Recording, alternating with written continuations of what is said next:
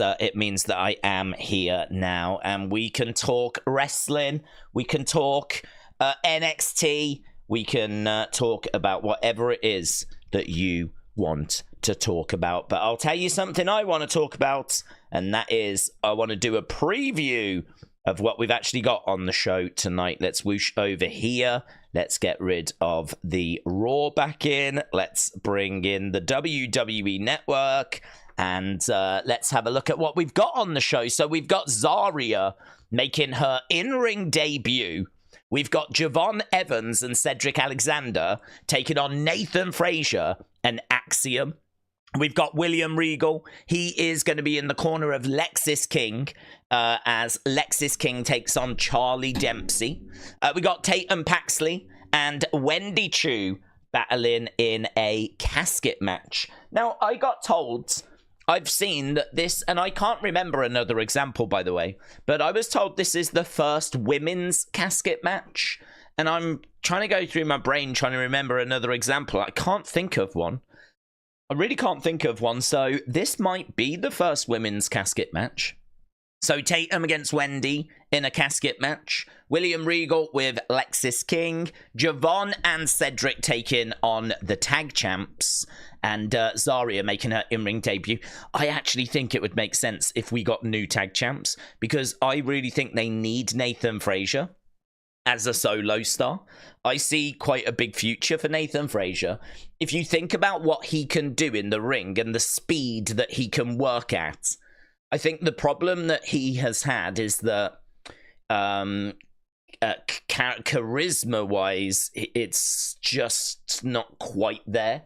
Like, he's all right at talking, but personality-wise, he doesn't seem to have like this really engaging personality. I'm trying to find the right way of wording it, because he's not a mouse. He doesn't just stand there and keep himself to himself. But I don't know, he's not the most charismatic of people. Like, you don't like laugh your head off whenever he does like jokes and stuff like that whenever he's on screen. So I kind of feel like they put him in this tag team to kind of get him a bit more over with the crowds and put him in some banging matches. I think this has run its course, though, and I think, you know, there's been a lot of criticism of the men's division in NXT and how it's lacking behind the women's, and it definitely is. I think they need Nathan Frazier as a solo star. I think the stuff that he can do in ring, the speed that he can work at, there's not many people on that level. And I think that Nathan Frazier, maybe if he was a heel, perhaps if he went heel and he didn't, he could just be a bit moody. Perhaps that might be a direction to go. So they've teased Fraxium splitting up for a while. Is tonight the night? And if you think about it, we've got to do something with Cedric. And Javon is probably not getting the main championship anytime soon. He might be able to get a mid-card title. But how about he has a little run with the tag belts with Cedric? So I don't hate the idea of the titles changing hands tonight. So definitely looking at that. Zaria, as we said, making her in-ring debut. Don't know who she's facing yet. Still don't know who she's going to be going up against. But yeah, should be a decent looking show tonight. Obviously, attention turns to next week, because next week we are going to be in the ECW arena. So I am very excited for that show, as I'm sure all of you are as well. Hello. Is it a 12 or 1 a.m. start in the UK? It is a 12 start because our clocks went back, so it's basically starting at the same time. But we are, you know, our clocks have changed, haven't they? So nothing has really changed apart from our time. So it is starting at midnight for us rather than at 1. Uncle Howdy said, I hope WWE do what AEW does and allow talent to work the indies. Sometimes it's a good thing. Maybe bring back somebody like Malachi and Keith Lee. So, yeah, obviously a massive bit of news dropped earlier today. And I think it's genuinely really exciting news. We can get to it. I've got it over here. Oh, not that.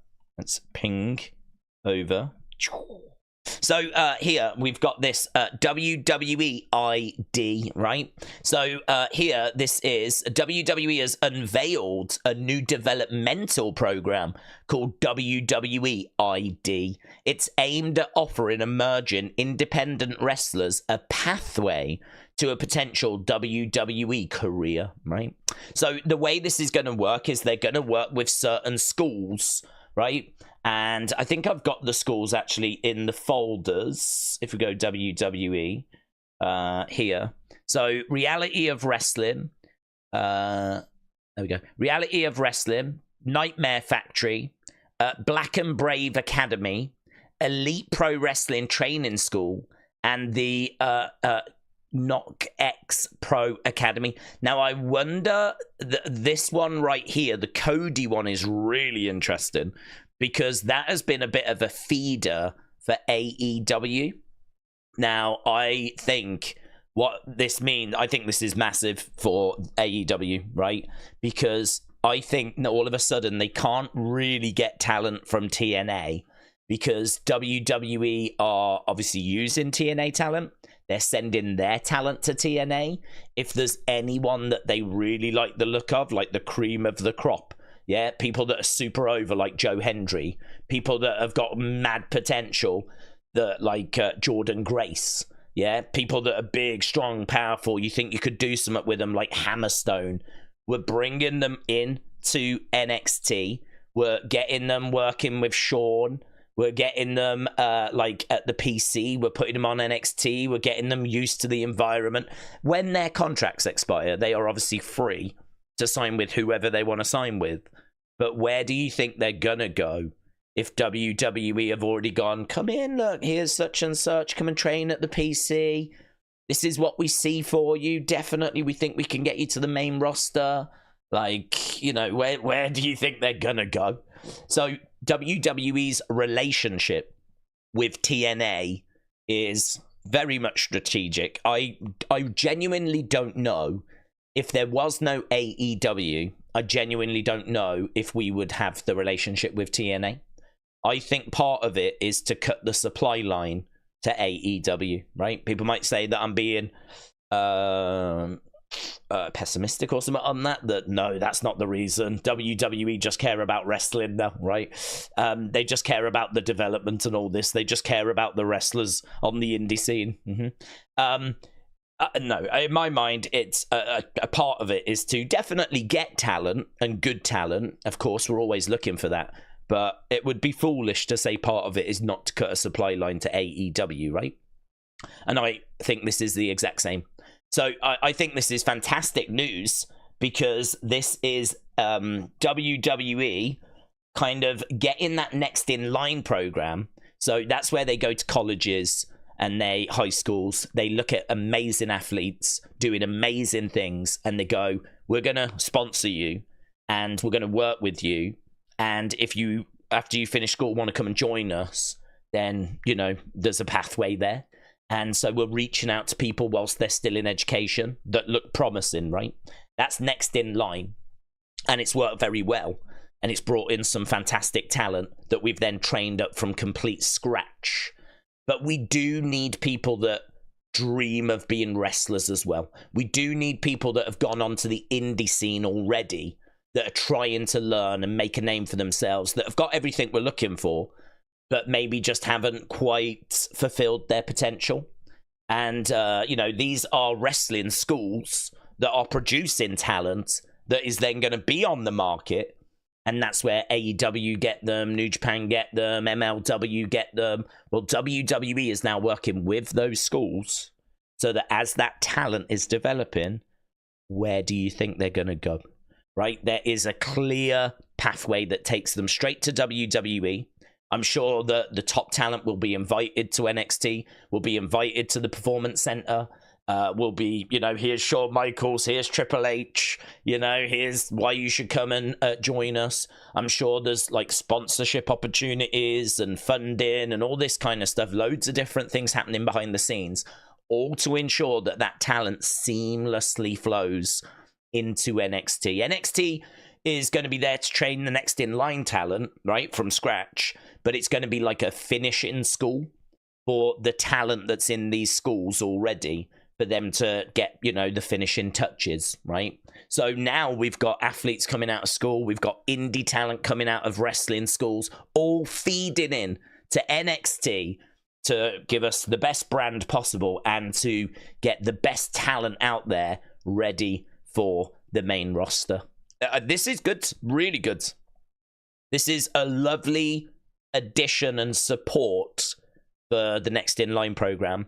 So and it's gonna inject people that actually grew up wanting to be wrestlers, because a lot of the talent we've got, you know, I mean, Tiffany Stratton doesn't know much about wrestling. That's, you know, not being disrespectful, but she didn't grow up wanting to be a wrestler. She's admitted that. She's been doing this 3 years. She's picked it up super fast. It shows what we can do by taking someone that doesn't even know anything about wrestling, but has just got raw ingredients, an athletic background, gymnastics. We can take her, we can turn her into a superstar, right? We have the ability to do that with the Performance Center. WWE, second to none. What an amazing, amazing facility that is. So impressive. So impressive what we can do, taking people from absolute nothing and turn them into superstars, right? This, we're going to do something similar, but we're taking indie talent that's coming through wrestling schools outside of WWE. And we're going to take the best, and we're going to have that flow into NXT. Great news. Honestly, I think it's brilliant. I think this is much needed for NXT. And I do think that this is also cutting off a supply line for AEW, because AEW now are going to really struggle to get this talent. They might be able to get talent out of the schools, but it will be talent that I think WWE weren't that interested in. And WWE will kind of really hone in. Because I would imagine in the contracts, it says that these schools now can't work with other promotions. It's like, I would not be shocked to find out that this has got a degree of exclusivity about it. Like, we will fund and give you money, and in return, we want exclusive access to your school, right? That in my mind is what this is. We obviously don't know the absolute details of what's in the agreements, but that's why you would do it, so that you can have exclusive access and you can stop other promotions getting at this top talent first. So, yeah, big news. I mean, kind of big news, but it's also kind of that boring news where you go, yeah, okay, it's not happening yet. Like, we'll see what the results are in like a few years' time. But even so, I think it's quite an interesting talking point. And as Uncle Howdy said, will they then let that talent go back out and work on the indie scene? I think they will, as long as that talent is signed with WWE, and as long as, like, you know, it's as long as they've already got like the talent they want. NXT can only support so much, and then you could start farming wrestlers out to gain experience. So you could absolutely do that, yes. So really, I thought this was really interesting. Again, I have to stress, we've not had the details because obviously they're not going to tell us everything. It just talks about how there's a clear pathway to WWE and stuff like that. But listen, these wrestling schools are signing up for this for a reason. There are going to be benefits for these wrestling schools, which I would imagine are financial. You know, financial support from WWE would be my guess. But WWE are going to want something in return. And I would imagine that would be exclusive access. So, very interesting. Alex Bliss Gamer said it is the first women's casket match tonight. Ooh. Lisa said, after news broke that Vince is planning an entertainment business, maybe named WrestlePalooza, would you stream a new wrestling show? Or maybe Tom Travels does it? Well, if we have got anything new business out, I mean, I think Vince has got enough plate on his plate at the moment. Obviously, if Vince did return with anything, then we would very much be interested in watching that, yes. You're talking about the most important person in the history of wrestling returning with like some sort of wrestling company or something, then yes, we would be we would be interested in keeping an eye on that. We do have that story. So Vince launching an entertainment company, right? So the 79-year-olds is going to establish an entertainment hub company to fund, develop, and produce films and TV projects. So no mention of wrestling. The company does not plan to compete with WWE or develop wrestling content. So if it was, then yes, we would be interested, but that's not the focus of the company. The company is looking to launch once McMahon's legal issues are resolved, so that'll be about never. Several WWE employees are said to have been confirmed for the new organization, including Brad Blum, who resigned after being identified as corporate officer number 2 in the lawsuits. Former WWE senior vice president Christian Prutti is linked. In addition to the lawsuits involved, McMahon is also being sued by survivors of the Ring Boy scandal, blah, blah, blah. So, it's a story, but it's also a story which, as we said, it's an entertainment hub that's to fund and develop and produce film and TV projects. Doesn't give us specifics. Not going to compete with WWE. It's certainly not going to be wrestling content. It won't be that. So, I don't know. Something for him to do. But it said it's not going to do it until after his legal issues are resolved. And honestly, when do you reckon that's going to be? I mean, the guy's 79. The legal stuff's going to run for a good few years. Easy few years. So, yeah, I don't know. I don't know when that's going to get resolved. I don't want to say if ever, because I'm sure it will get resolved at some point, but that's years and years and years away. Undercover Manager, hello, shout out to you. I've started watching Smoky Mountain from episode 1. I want to go through a few of the territories from the 80s and the 90s, said Undercover Manager. That's good. That's good. I haven't watched much Smoky Mountain, to be honest. There's still more than enough WWE for me to dig into. Lots of old shows and things that are on there. So, yeah, that's good. I would like to get to that at some point, to be honest. I think that there's some really interesting stuff there. Obviously, they had a bit of a relationship with WWE, but with like heavenly bodies coming over and whatnot. But yeah, I think that could be enjoyable for anyone that has ever wanted to get into the territories. Smoky Mountain was one of the last sort of territories, really. I mean, you're talking 95, that kind of ballpark. 94, 95. You know, a lot of the territories were pretty much done by that point. WWE had pretty much wiped everyone out by that point, by the time we get into the mid-90s. So, kind of one of the last territories in my mind. A new territory as well. It was started by Cornette, wasn't it? So, I don't think it had the longest of shelf lives, but... yeah. Do you think the XFL is coming back because of the news? No, he doesn't own it anymore, but that's The Rock. The Rock owns the XFL and it's been rebranded. It was a mitigating disaster as well. Like, Vince lost loads of money on the XFL. He tried to run it twice, didn't he? And it was a disaster both times. So, no. It seems like it's films, TV shows. It seems like it's more about providing money to fund. So, I think the deal is... you give money to people that have ideas, they go and create it, and then you get a share of the profit. So obviously if it doesn't make any money, then you lose your money. But if they make money, then you get a share of the profit. So it's quite an easy way, actually, of making money. I mean, there is big risk involved, of course. But if you have someone that can choose the right projects... and you have people that can provide the right distribution and get it into the right markets, then it's a good way of making money. Because content is king, isn't it? I mean, there's so many different platforms. So, like, you know, TikTok's always looking for content, Instagram, YouTube, the cinemas, TV channels. Like, if you can create really good, high-quality, regular content, there's enough platforms that will take your content.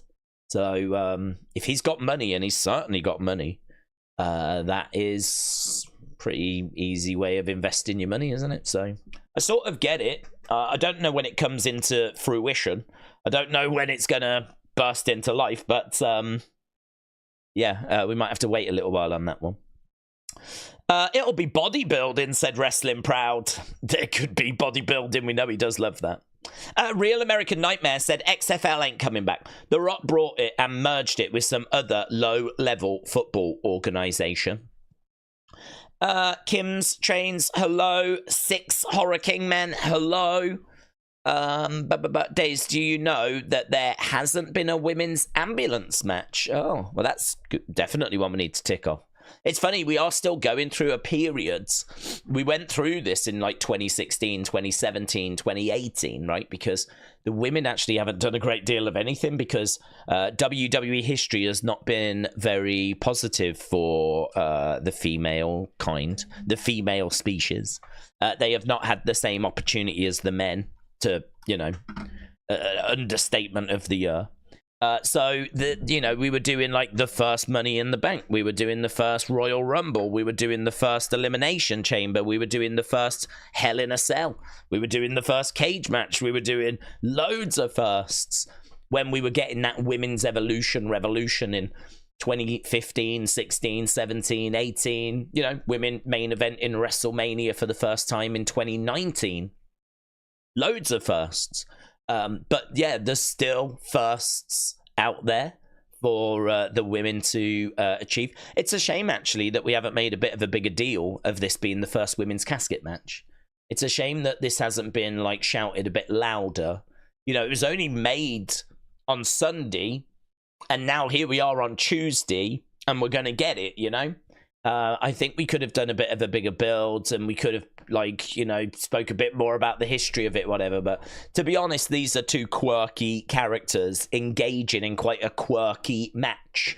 I'm not sure that they're that bothered about the fact it's the first, or, like, you know, it's historic and all that kind of. I'm sure they'll mention it, but yeah, ambulance match as well. Yeah, a dog collar match. I mean, I'm sure there's still many firsts that the women can have.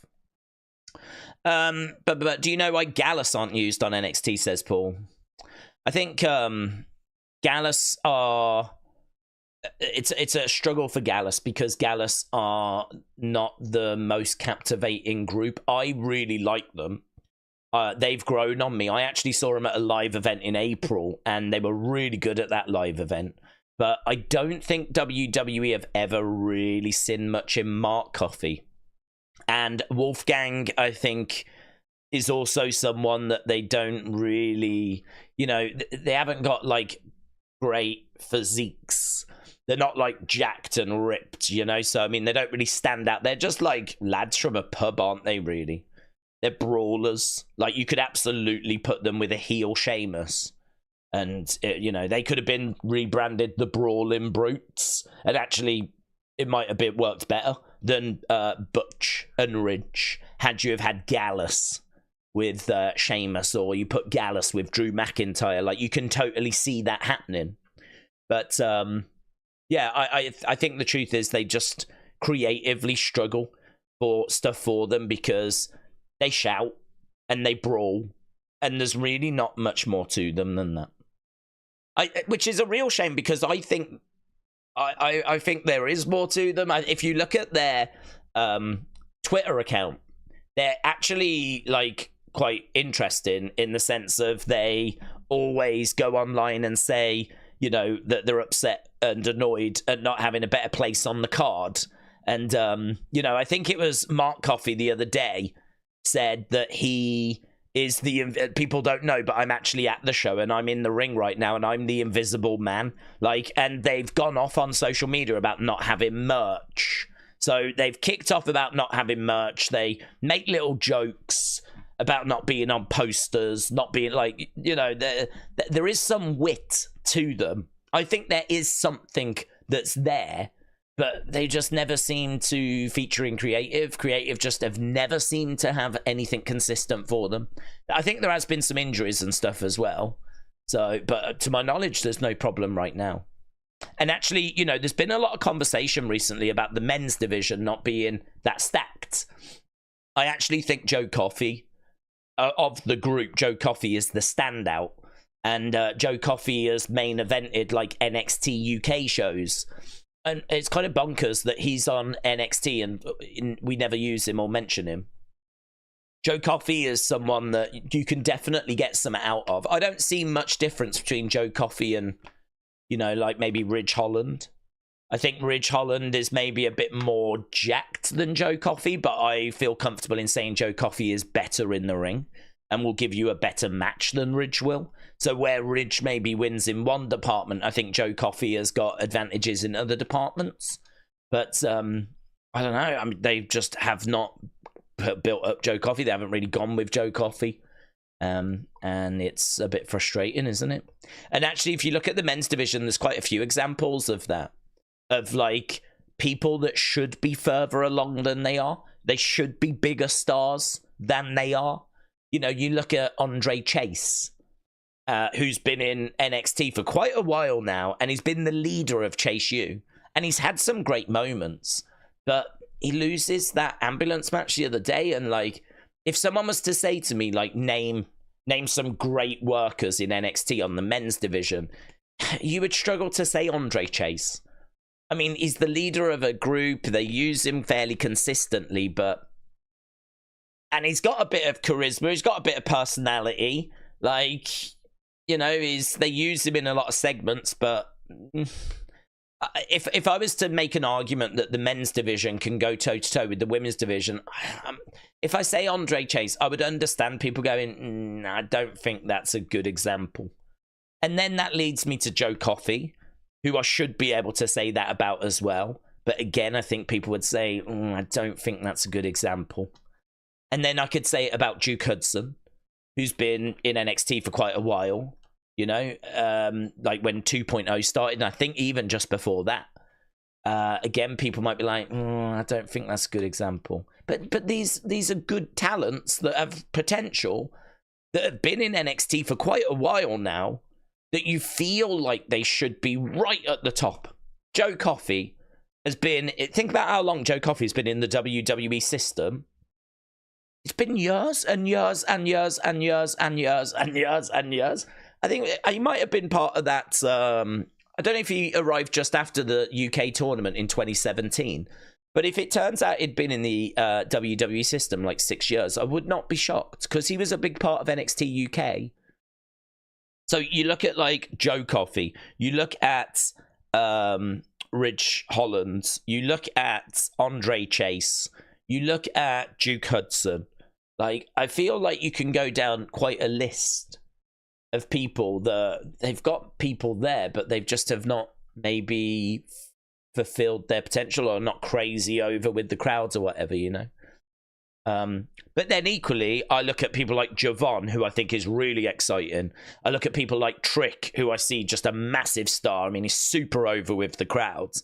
I look at people like Tony. I really like Tony. I think this story for Tony and him having Stax and Luca and the family, I think that has really helped him.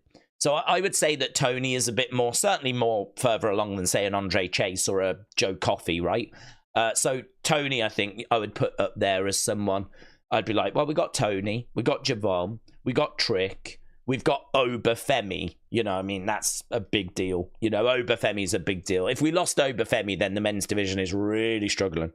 But we've got Obafemi. I don't know where people are with Lexis King. I think Lexis King has kicked on, but he's just had a bit of a character change where he's now a face. So I'm interested to see how that goes. He's got a very interesting look. He stands out. He's been doing this a long time. He can wrestle. I don't mind him. He's really grown on me. So Lexis King is someone I'm looking at. I really like Tavian Heights, but I can't put him at the top table. But I really like Tavian Heights. I think there's a star there. I like Miles Bourne as well. There's quite a few that I like, but I do agree they're not massively over. They're not big stars. They're still finding themselves. They're still working through stuff. The top table in the men's division is a little thin. Maybe you put Ethan on that top table. I'm not sure. I don't know how where they put him. But maybe you put him up there, and we'd be looking at about 4 or 5 names. I think at a push I could get to about 7, but it would be a push. I agree the women's division is stronger. Wesley, Trick, they started a few weeks ago. What happened with that? Well, it didn't really come to anything. They confronted each other. I don't know if we will go back to it. Wesley's an interesting one. I think he would be at that top table had he not had that injury. But he had that injury. He turned heel. I kind of feel like, you know, fast forward a few months, 3-4 months, it'll be interesting to see what his body of work looks like then. But Wesley's a name that certainly has been used fairly well. I mean, he was great in the tag division. I think people have a lot of praise for his North American Championship run, but then that injury hit, didn't it? Which is really frustrating. Really frustrating. Brony said it's unfortunate that Noam Dar got injured because he would have been in that main scene with Trick. I like Noam Dar. Yeah, he's got great charisma, and he's been around for a while. But you're right, injury struck. And that has definitely derailed his momentum, which I completely agree. Real shame because I really like him. I think he's a great talent. I really enjoyed his Supernova sessions in NXT UK, and I don't think the NXT ones have been quite as fun. But and I think Metaphor really have took a while to find their feet. But if you think of all the work we've done with Lash and Jakara, they feel like bigger stars now. So when we get Metaphor back together, they're going to feel like a bigger deal. And they're going to be much further along than they were when they first started. So I agree that injury has been a bit of a disaster for Noam Dar. Wrestling Russ, shout out to you, said, shout out to you in the community. Hope all is well. I've got tickets for night 2 for WrestleMania. I've been saving forever. Well, Wrestling Russ, congrats, my friends. I think there's a lot of people in the community that will be jealous of you getting tickets. But, yeah, that's great news. Have a great time. I mean, night 2 is the one you would want, of course, of the 2. But, obviously we don't know any matches, but it just doesn't matter, does it? Because you know it's going to bang. You know it's going to deliver. So, yeah, very cool. Enjoy that. Lisa said, I gotta say your rant in the prediction video for this week's PLE was great to watch. Maybe you should do a rant series in all wrestling events that make you angry. Well, to be honest, I don't really like doing it. It's not my style. I think there's a lot of channels out there that do rants, and it's funny because I think about Bruce Blitz. And I think about the fact that I've told this story before. Before I did YouTube, I didn't really watch any wrestling YouTube. But one that I did watch, just not all the time, but from time to time, was a guy called Bruce Blitz. I was living on my own, and I would watch the show on a Tuesday morning, Raw. So I wouldn't stay up live because I'd be at work. But what I would do is on a Tuesday, I would either be off work, and I'd watch it, or I'd watch it live if I was. If I wasn't, then I would finish work, get home, and I would watch it after work, right? And if John Cena had been on the show and had done something super scenery, right? I knew that Bruce Blitz would kick off. I knew that he hated John Cena, right? This guy. Hated him. And it's weird how your mind goes, oh, I can't wait to see what Bruce Blitz is going to say. He's going to flip, man. And it did become, I think there's a lot of people that are that way now, but maybe with like JD from New York, where they know things he doesn't like, and as soon as they see it on the show, they're like, oh, I need to see what JD's going to say about this. Or with AEW, something goes on, I would imagine a lot of people straight away go, oh my God, Jim Cornette's going to flipping lose it over this, right? So I understand that if you do rant, and you're known for being opposed to certain things, I understand that sort of connection, right? Because I had it with Bruce Blitz, where something happened with Cena, my first thought was, Bruce Blitz is going to flip and lose it, right? Something happens in AEW, Jim Cornette's going to lose it, right? But to be honest, all things considered, there really isn't much that bothers me with like wrestling. I reckon I've got like a top 10 pet peeves, right? There's probably 10 things that I would really wind me up, and I don't even know if I could name them all. I mean, I could probably name like a top 5 or something, but like it's stuff we've discussed throughout the history of like the live streams. But the problem I have is that I don't want this to be a place where people don't want to come, or they enjoy something that I'm ranting about, you know? And I do try to remind myself that. Like, I do try to remember that we don't all feel the same way. So something that I'm ranting about, I think I'm pretty good. Sometimes I just can't help it, but I think I'm pretty good in my head thinking, not everyone is agreeing with what you're saying here, and like not everyone's interested in listening to you just moaning and ranting. Like, that's not why people come here. They come for a good time. I think people come for a good time, for a laugh, and that's what I try to focus on. So I think it depends what you're known for, if you know what I mean. I think if you're known for trying to have fun, trying to have a laugh, I think you should try and focus on that more than ranting. But if you're known for ranting, then obviously that's what people come to you for. I think it's hard, though, because people don't come to me for rants. And to be honest, there's not loads that upsets me that I would want to rant about. Like, you know, I'm a WWE fan, and I would class myself a hardcore WWE fan. And there's a reason for that. It's because I love what they do. I'm a big fan of WWE. But they ain't going to get everything right all the time that makes me happy. Just like they ain't going to get everything right all the time that makes you happy. So there are going to be times where I get frustrated. And I think, for me, I don't mind showing that frustration on the Opinions channel. I think it's going to show here sometimes, right? It's going to show here, and I can't hide it because that's how I feel. And, you know, it is what it is. I do try to not go too far with it, but we all know I love talking. But I think on the Opinions channel, I can sort of let it go a little bit more. I can sort of go, well, this is an Opinions channel, right? I'm going to share my opinion. So I'm not looking to make a series out of it. I'm not looking to really focus on that. I see it as a negative. I see it as something that I wish I didn't have as part of my personality. I wish I was like, you see some people that just love everything. I don't believe them. I think they're fake. I don't think that's true. I don't think you can love everything in wrestling. I just don't believe that. So I don't want to be fake, but then if I'm being real, I am going to not like things, and then it's how do you express that? So I don't know, maybe I'm overthinking it. But I just think that's not why people come to these streams. So it's difficult.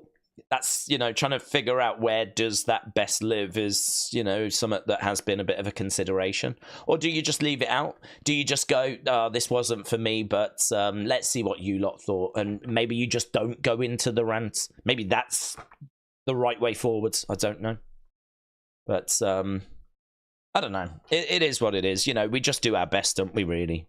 Just do your best. That's all you can do, is just try and do your best and put out video. I mean, to be honest, there's so many videos I put out, I haven't really got time to like really micro analyze everything. Like, if I say something, I might even say something and go, I went too long on that.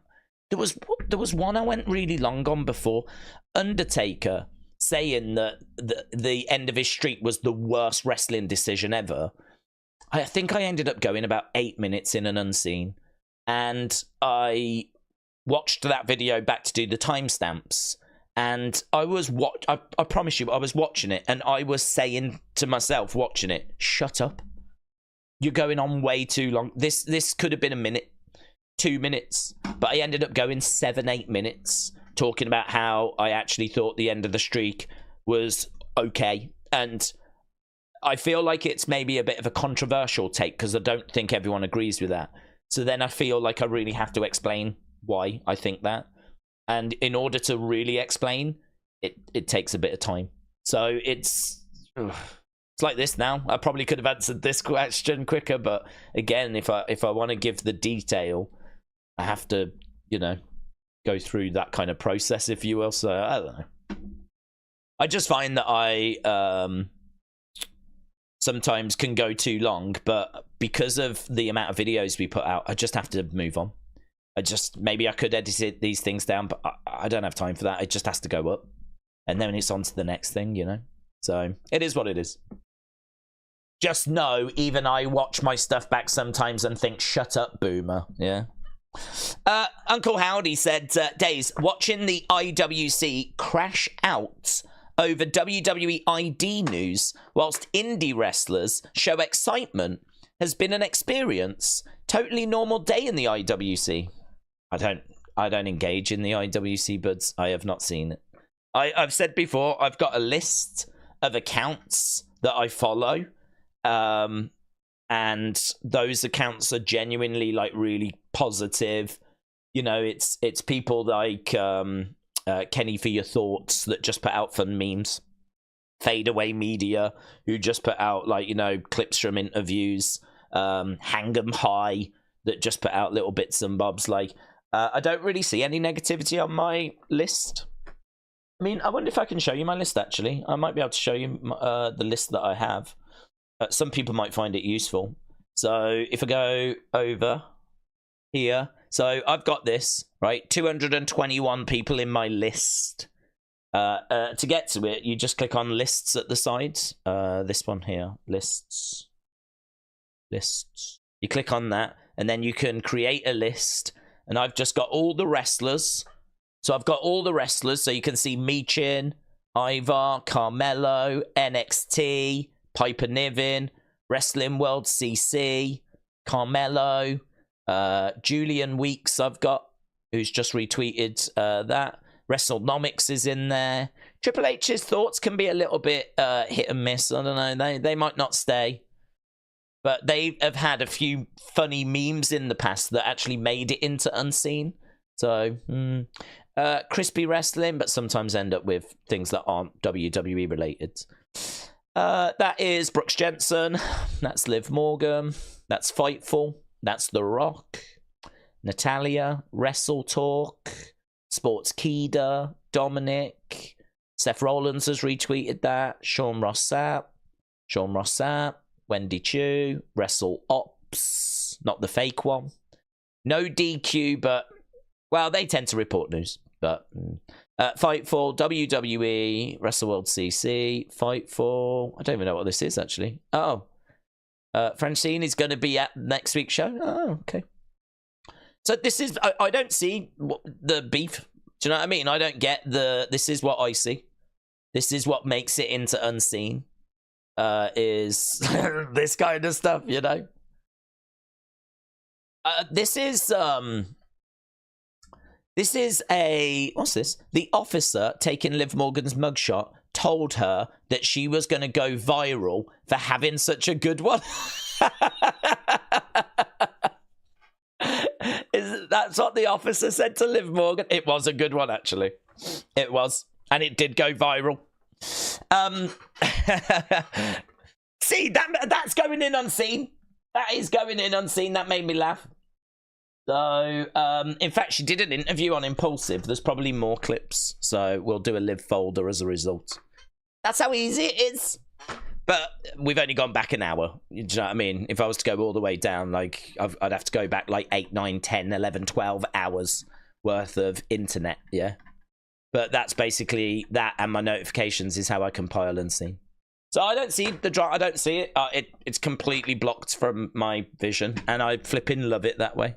I flipping love it that way. I would not change it for the world. My appreciation of Twitter, has gone through the roof since I did that. I don't see stuff that winds me up anymore. I don't see stuff that irritates me or makes me angry, or, do you know what I mean? I don't see anything that's like annoying. There's that kind of like tribal stuff, that tribalism and all that stuff, which is just a waste of time. You're just wasting your time. But maybe some people enjoy it. Maybe some people enjoy people like going off on AEW or something. I don't know. That's for you to make your own list if you want to. Right. We're waiting for NXT to begin. It should begin in a second. Coach Co, shout out to you, my friends. Appreciate the support.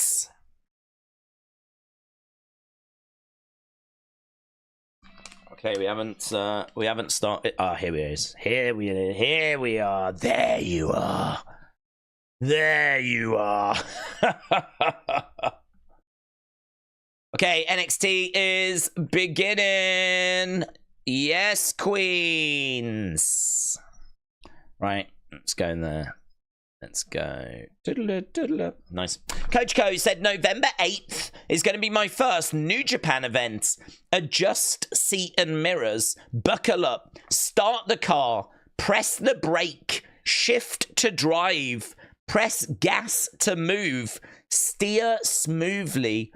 Brake to stop. Use turn signals. Park and turn off. There's a lot in there, isn't there?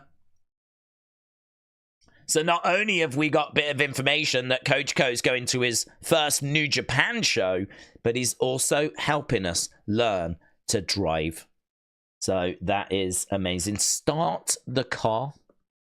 Shift to drive. That must be an automatic. Oh, there's the casket. We've got Tatum. Are we starting with the casket match?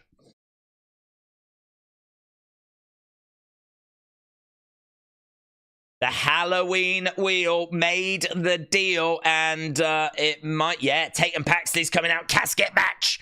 Casket match to start the show.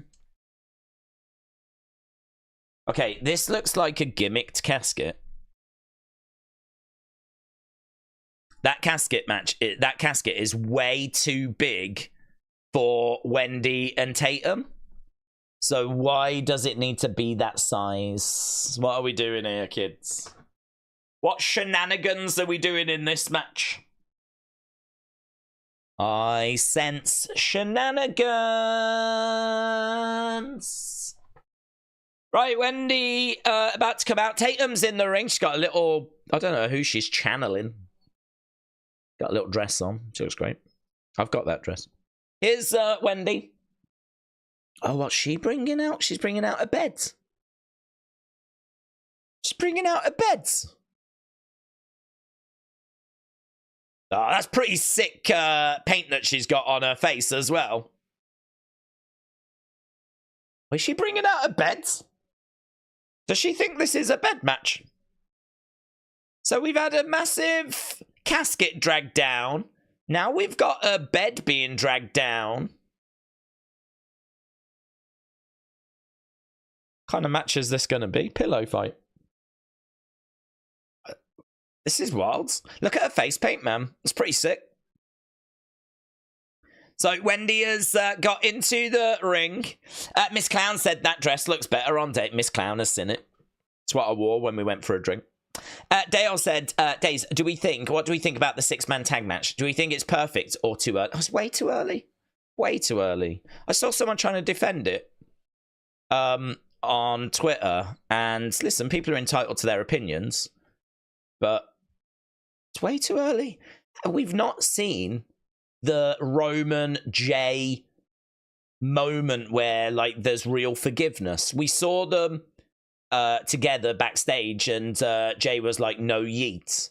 But how can it be right that we announce a match where we haven't had, like, Jay and Roman embrace or shake hands, or, do you know what I mean? It's been said that at the end of Raw, Jimmy was like, listen, look, Sammy's talking to Solo. This is why we need to stick together. It's you, me, and Roman now. And Jay thinks about it, and he's like, yeet. Right? So he kind of agrees, yeah, at the end of Raw. And people have argued, nah, that's it. That's the moment. That's the moment that he agrees to the match.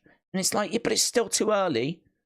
He's agreed in principle to the match. But surely there still needs to be that segment, that moment where, you know, he meets Roman And Roman sort of apologizes. Roman hasn't apologized. He hasn't said he's sorry. It's way too early. This whole thing is rushed. Again, I'm not going to rant too much. I've had my rant. It's rushed. And just because Jay said yeet at the end of Raw, some people think that that's a good enough reason for the match to be announced. They're only rushing it because they're trying to get... they wanted to get that match announced, you know? Boom. Right, we've got a trash can over the head of Wendy Choo. And again, she's Tatum walloping this trash can. Wendy goes down. Can you see the size of that flipping casket? You've got a casket that looks like it's built for Yokozuna. And it's on like this wooden box where you could... It's probably got a fake bottom so that the person can go into the box underneath. You could put someone in that casket and set it on fire. We've got a trash can in the corner. Here we've got Tatum colliding into Wendy. She's got her up on her shoulders. Boom! Plants her down.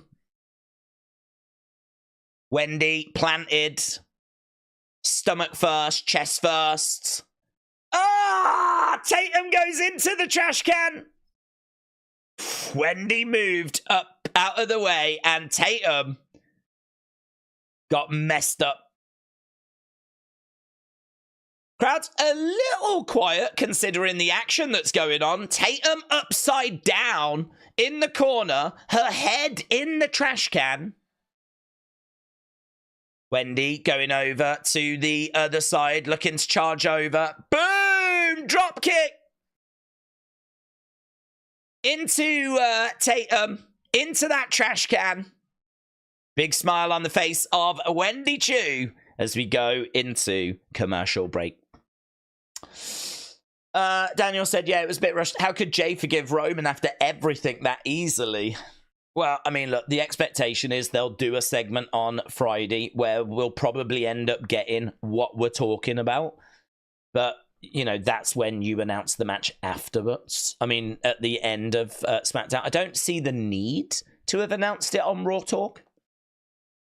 I don't see the need. You already had, like, the Miz moment, so you didn't need a bombshell, because I think Miz getting kidnapped by the Wyatt Six, that was the bombshell.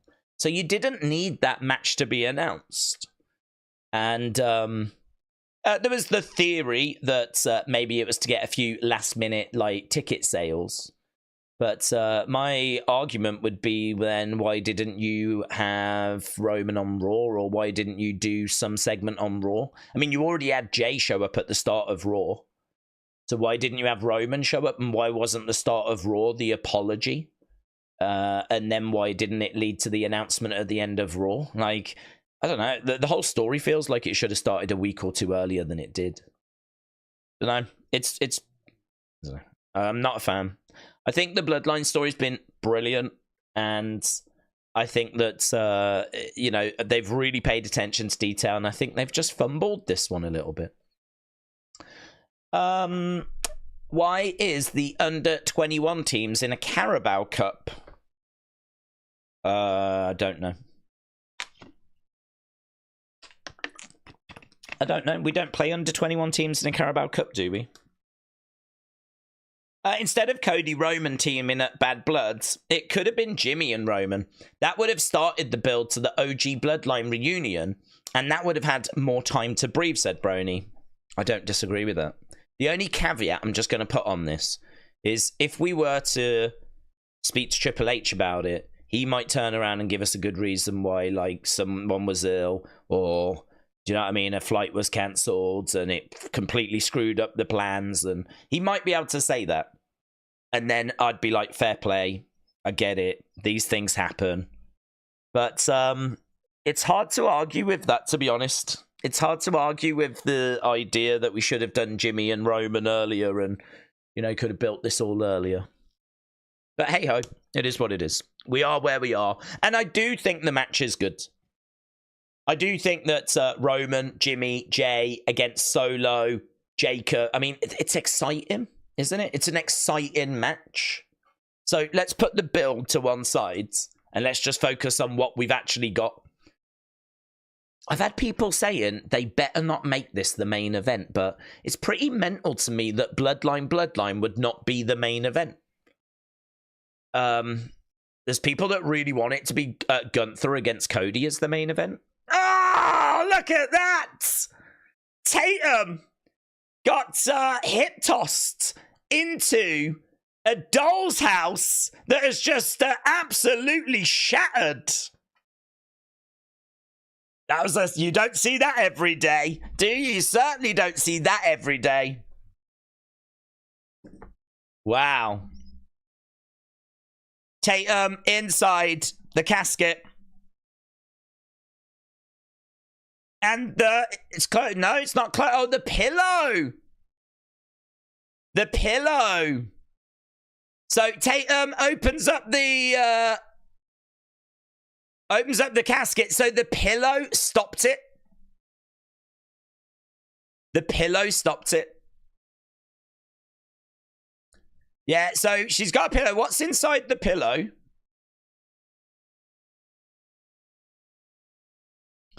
So she's opening up the pillow. Inside the pillow. What is it? Lego bricks, is it? Lego bricks. Lego bricks inside the pillow. She's going to look to plant her onto the Lego bricks. Lego bricks in the ring. No. The match continuing. Even though it looked like the match had finished. It's probably a mistake for her to wear such a short dress.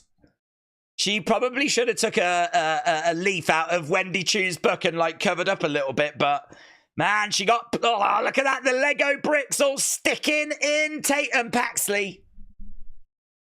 There's William Regal backstage having a word with Lexis King.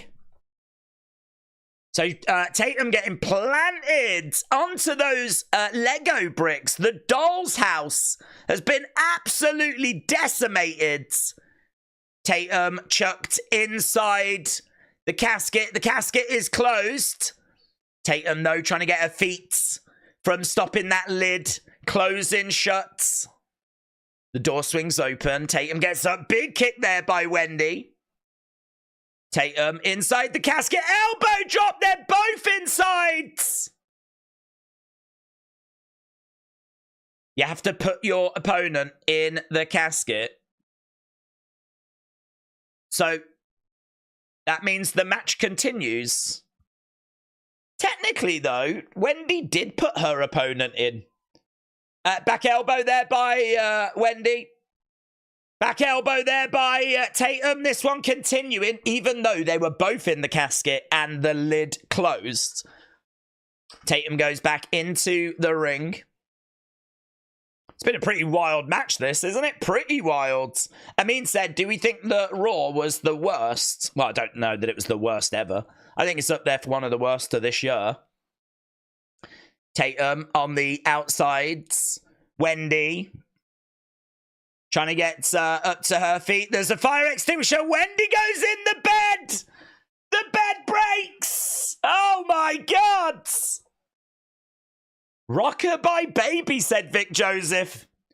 So, fire extinguisher in the face meant that Wendy flew off the top of the casket onto the bed. Now Tatum puts Wendy inside the casket, closed it. Tatum wins. Did you see that fan in the crowd dressed as Wendy and she looked really sad? Oh, wow. When Wendy lost, there was a fan in the crowd. She was like, really upset. Really upset. Looks like there's a few people that have come dressed in Halloween costumes for this one. That was pretty wild, wasn't it? That was pretty wild. We had broken dolls' houses, trash cans, Lego bricks, broken beds. Upset Wendy Choo fans. What didn't we get, eh? What didn't we get? So, I mentioned that it was the first women's casket match as well. Kojiko, shout out to you, my friend. Really appreciate the support. Score. So they're talking about Halloween Havoc. 3-hour Raws are better. They worked out how to book them, said Brian. Great match, said Miss Clown. AKF said, I don't think Raw was that bad. I had a nice time watching it. I think I scored it about a 5.5. I mean, I don't think it was a disaster because I think there was a few moments in there like, you know, the Sammy, Jay, Jimmy stuff that was threaded throughout the show. I think there was some moments during the matches. I don't think the matches were that great. The community scored all of the matches just good. So it didn't seem like the community was like feeling... I mean, if you look, you've got all these options. Every match came out in this range. I get, you know, rarely do we get here, but, you know, we do go there sometimes. Normally at least once a show. In fact, to put it in perspective, that last match is currently at this range, but all the matches from the community were down here. So I think the in-ring was really lacking. I think Dominic against Damian was not main event worthy. I thought the carrion bit was quite good. I mean, I don't think any of the matches were bad. I think that's fine. I think the Jimmy and Jay stuff helped it. I think the Miz carrion, R-Truth moment, people love that. That's, you're gonna die line was very popular. So that went down well. So there was enough there for me to say that, you know, this ain't a 2 or a 3 or something along those lines. But I think compared to all the other Raws we've had this year, where normally we say it's a 7 or a 7.5, this for me was definitely at the low end. It was definitely more like 5.5 kind of range. Which has to put it as one of the worst Raws of the year for me, because all the other Raws I've seen were higher scored than that. So, but actually, I meant to look. That isn't what people said or were saying on the poll when we actually did the review last night. The poll on our second channel was a lot more favorable than that. You know. Let's have a little look actually and see what we're dealing with. Let's pause that. Let's go here. Yeah, look, it's coming out still as great. It's had over 400 votes, 43% great, 16% all-time. 16% of people thought that yesterday's Raw was an all-time Raw. I mean, listen, people have voted how they voted. It's I don't get it, but you know, it is what it is. But yeah, great 43%. How does that compare to like last week's Raw? Well, it was great 66 here. Apparently it was better than the Raw 2 weeks ago. 2 weeks ago it was good 57. Now it's, you know, it's actually great that's leading. So it is a really weird one where I don't think we're all in agreement on this. I think some people watched it and must have really got something out of it, because I don't think we've got trolls. I don't think we've got a sizable troll community. I mean, I do think there are people that just vote all time for every show they ever see, right? But that's kind of factored in, isn't it? You know, they've all got all time on them. Because I think there probably are some youngsters that just think everything's amazing.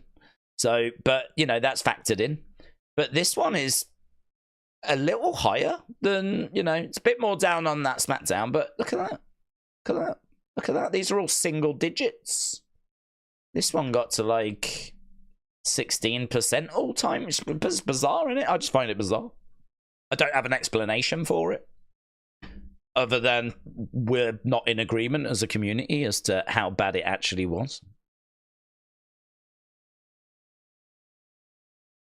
Right, we're at commercial break, if you wondered. Boom. How funny is it? It wasn't that long ago. We were begging for a 2-hour Raw. Now we hate it, says James. Well, I got another controversial take here. I don't think it's the time. I really don't think it's the time. I think 2 hours is okay, and I will stand with 2 hours because SmackDown is 2 hours. Raw for, God, I can't remember how many years. 15 years, something like this. Maybe even longer than that, was 2 hours. Like, Raw being a 3-hour show, it's not, I mean, it is the norm now. But I mean, when I grew up, Raw was 45 minutes with, like, you know, then adverts as well. It was an hour. Raw was an hour. And then it went to 2 hours. And then it went to 3 hours.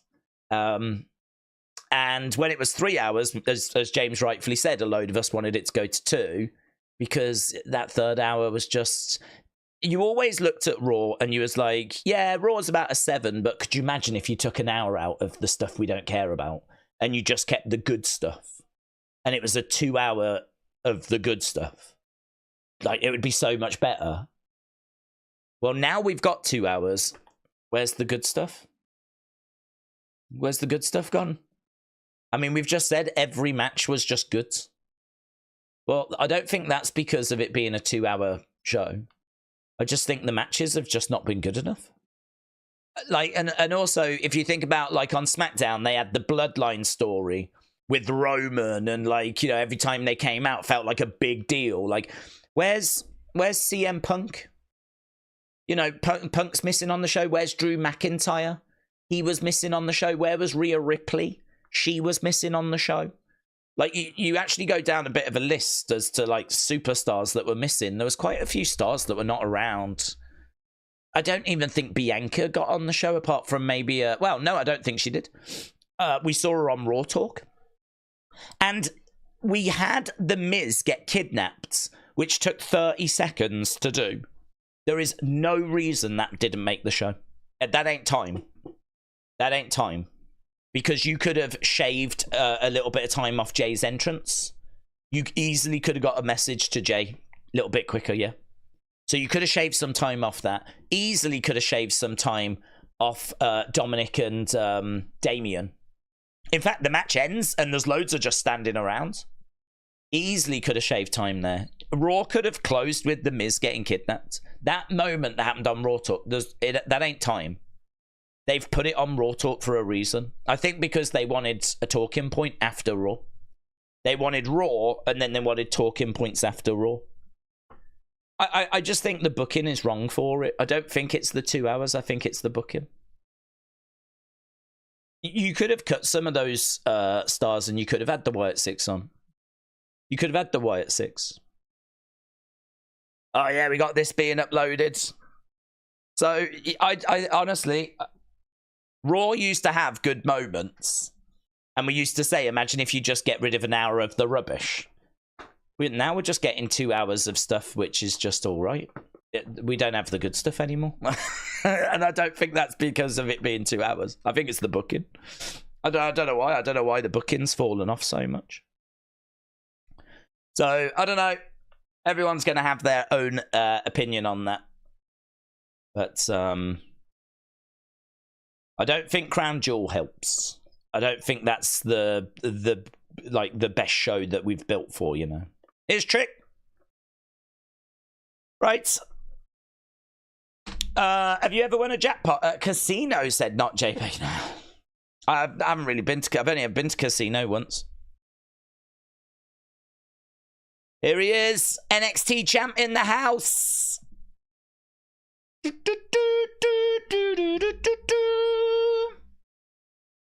Right, let's get the results of that first match. Wendy versus Tatum. 52%, 33%, 10%, 3%. Great, 62%.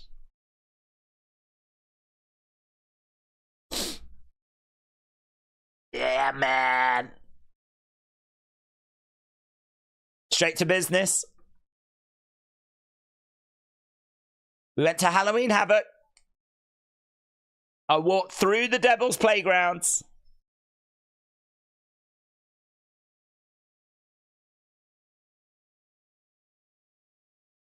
I beat the hell out of Ethan Page to retain this NXT title. Whoop dat trick cap. He said I'm in pain.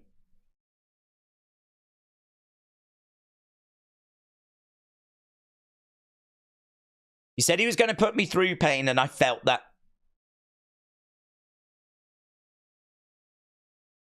So is Bubba Bully going to be on this segment, do we think, to set us up for next week?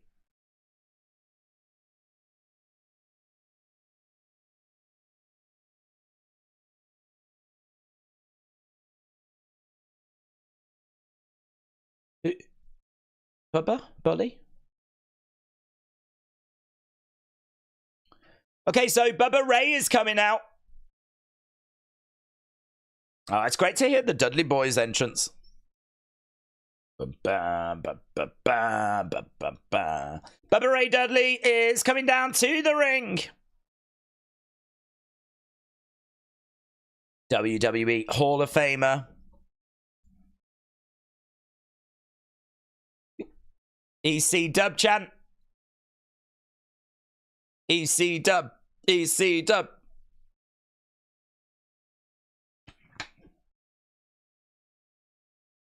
Bubba Bully Ray making his way down to the ring.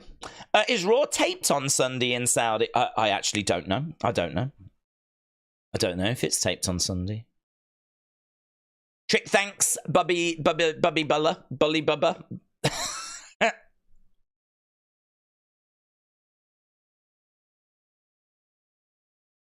I was just doing the right thing. It wasn't so much about you. It was about Ridge.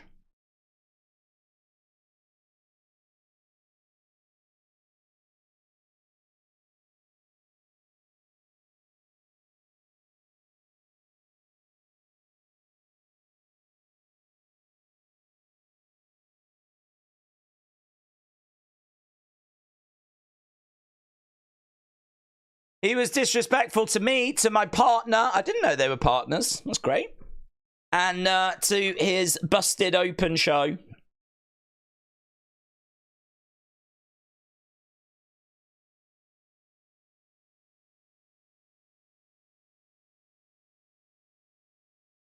I'm watching you.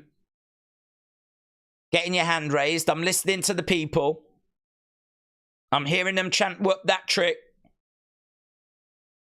The Wendy Choo's a bit happier now. That's nice.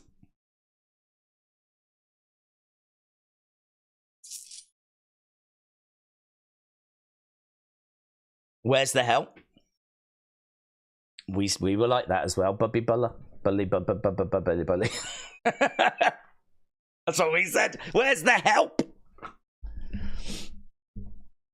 Not one person came to save you. That is a concern, actually. Why? Why did no one come to help you? Perhaps he didn't thank them for being in his music video. Because of this right here, the NXT Championship. No one came to help you. Because you're the NXT champ.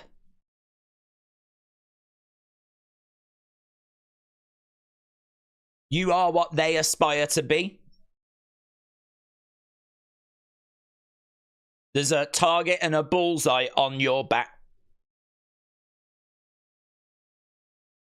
You gotta have eyes in the back of your heads. I'm listening to you. It's good. I want revenge.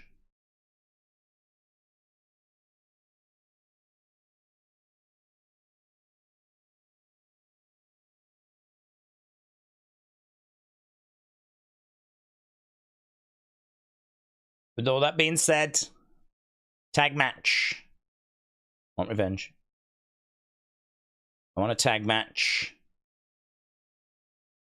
Hear me out. Listen, I know you're going to say no.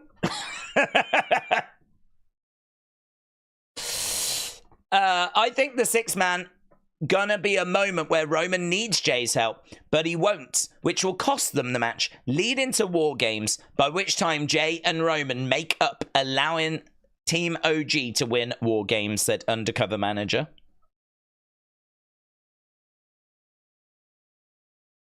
EC Dub Chance. Tatum, hello. Shout out to you, my friends. I did see Dean as well. I'm not ignoring you, my friend. I did see. I'm just getting through this. Oof. Bubba said his juices are flowing and it's all... Oof. You got me thinking about the energy in that arena. You got me thinking about Philadelphia. He's got the juices. I'm thinking of taking it to the extreme.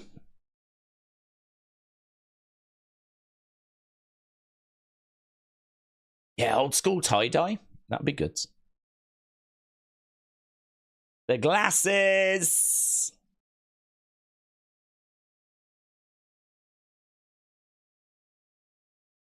Trick. Get the tables.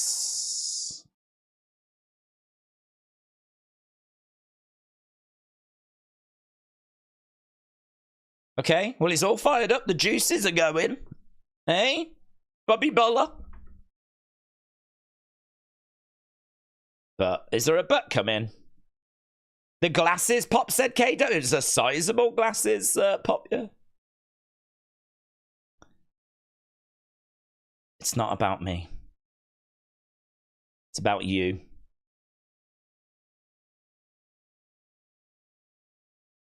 Well, get out the ring then. If you're not going to do it, get out the ring.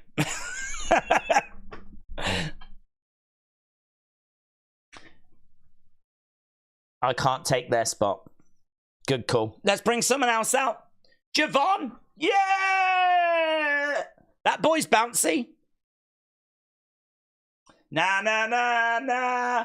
Hey, hey, hey. Goodbye. Na na na na. Na na na na. There we go. Not getting it. Oh my God! Rob Van Dam! Wow! Ava and RVD backstage. What? Rob Van Dam. He might not want to be part of the show, but I know someone that does. RVD against Javon. RVD against Javon. Is Cahrlie. I'm not trying to complain. Here's Nikita.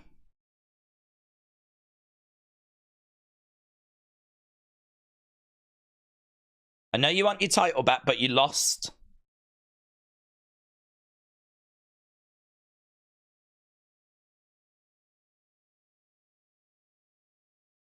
So Nikita wants to challenge Fallon.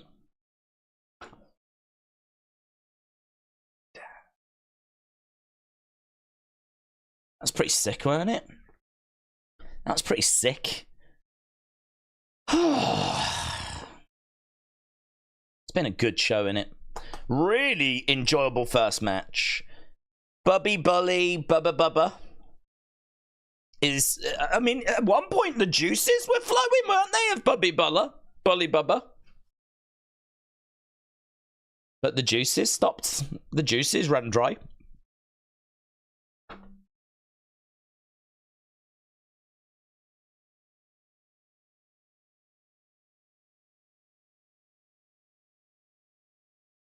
These aren't new, are they? Broken Skull Sessions with Sami Zayn.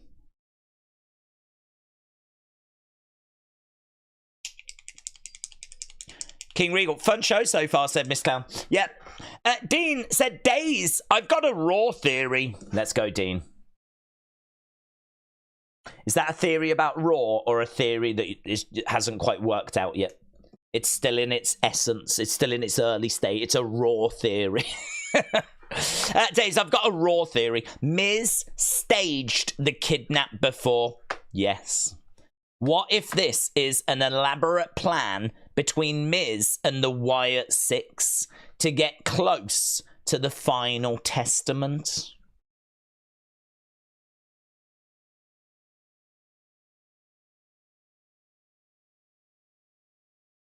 Well, I don't hate that theory. Would R-Truth be in on it? I think R-Truth would have to be, because that's a bit moody if he turned on R-Truth and upset R-Truth. Or would we just class that as collateral damage?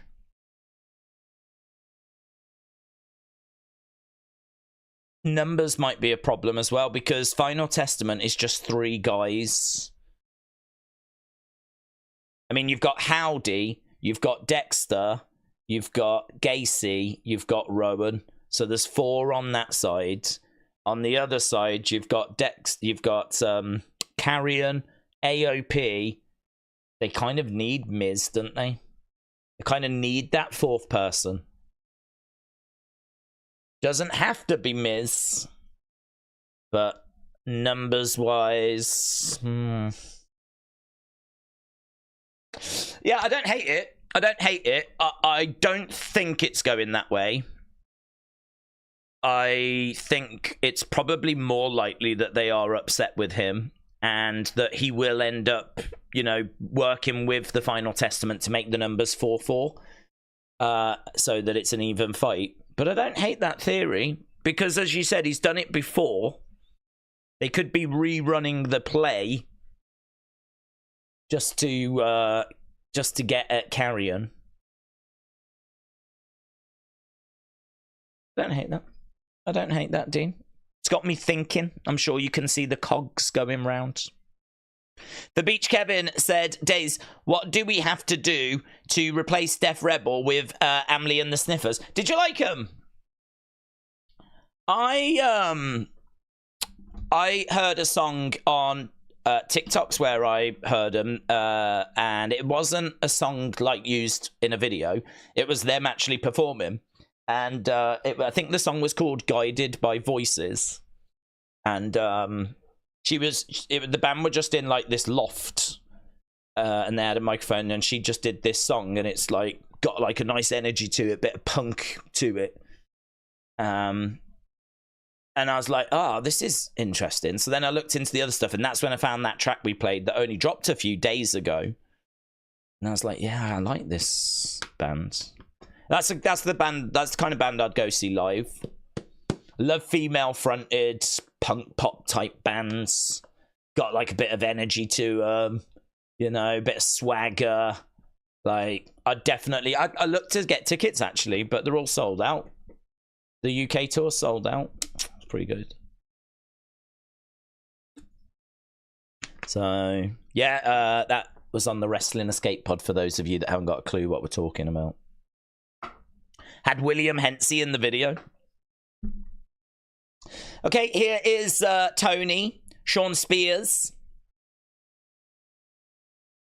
We got Luca, we got Stax, Brooks Jensen. Brooks Jensen's got a size to him, actually, hasn't he? Look at Brooks Jensen compared to Tony. He's got like he's bigger than I thought. Who's this? Who's this boomer?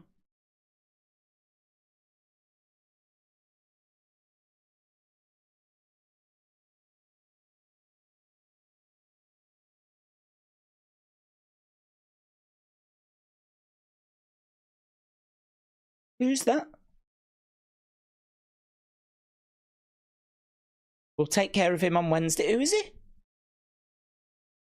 Who was that? I don't know. They're being very cryptic about it. It's someone... Perhaps we don't know them.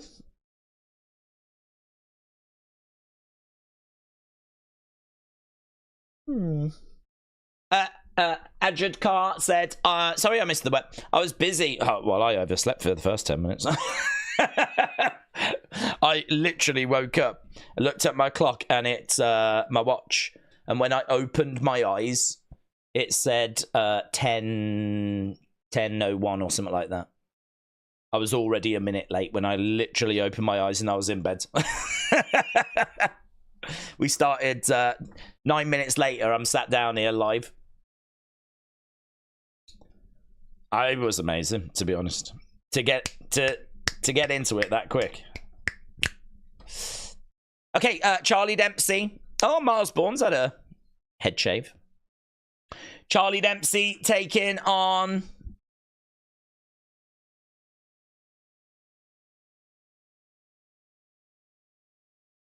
Lexis King. Nunzio.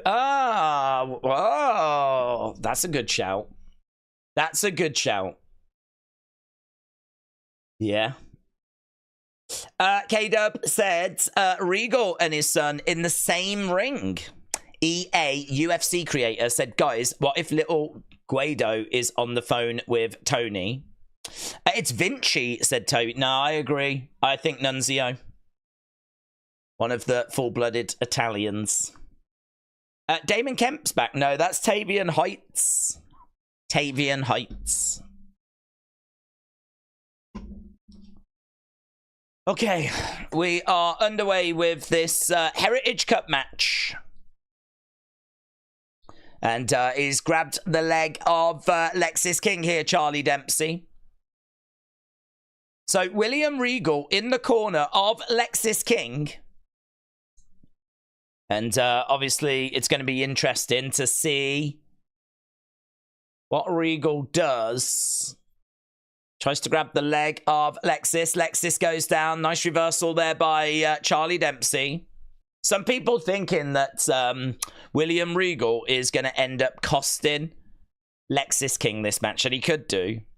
Backslide to William Regal might be the new manager of like No Quarter Catch Crew or something. Lexis King. Kexis King, says James. Daze, we should bring back Rhino next week. He's in TNA. Oh, yeah. Good shout. Yeah, that would seem like quite an easy one to arrange, wouldn't it? Upcut there by Charlie Dempsey. Apparently there was word about getting Lita as well. I mean, not ECW kind of original, but she definitely embodies the extreme kind of mentality. Drop kick there by Lexis. As I think we're looking to go... Oh! Crossbody. No joy round the back. Turning him over. Looking for the pin. Well, oh, bridging over, but I think the bridge actually cost Lexis. He bridged over, but it meant that he wasn't putting as much pressure onto Charlie Dempsey. Double underhook. Lovely. Suplex. And gets the pin. I never know about that pin, because it always looks to me like the shoulders aren't down. I think, was that a butterfly? But I'm never sure about that. I think if we were to hone in on the shoulders, I think we would see they were not down.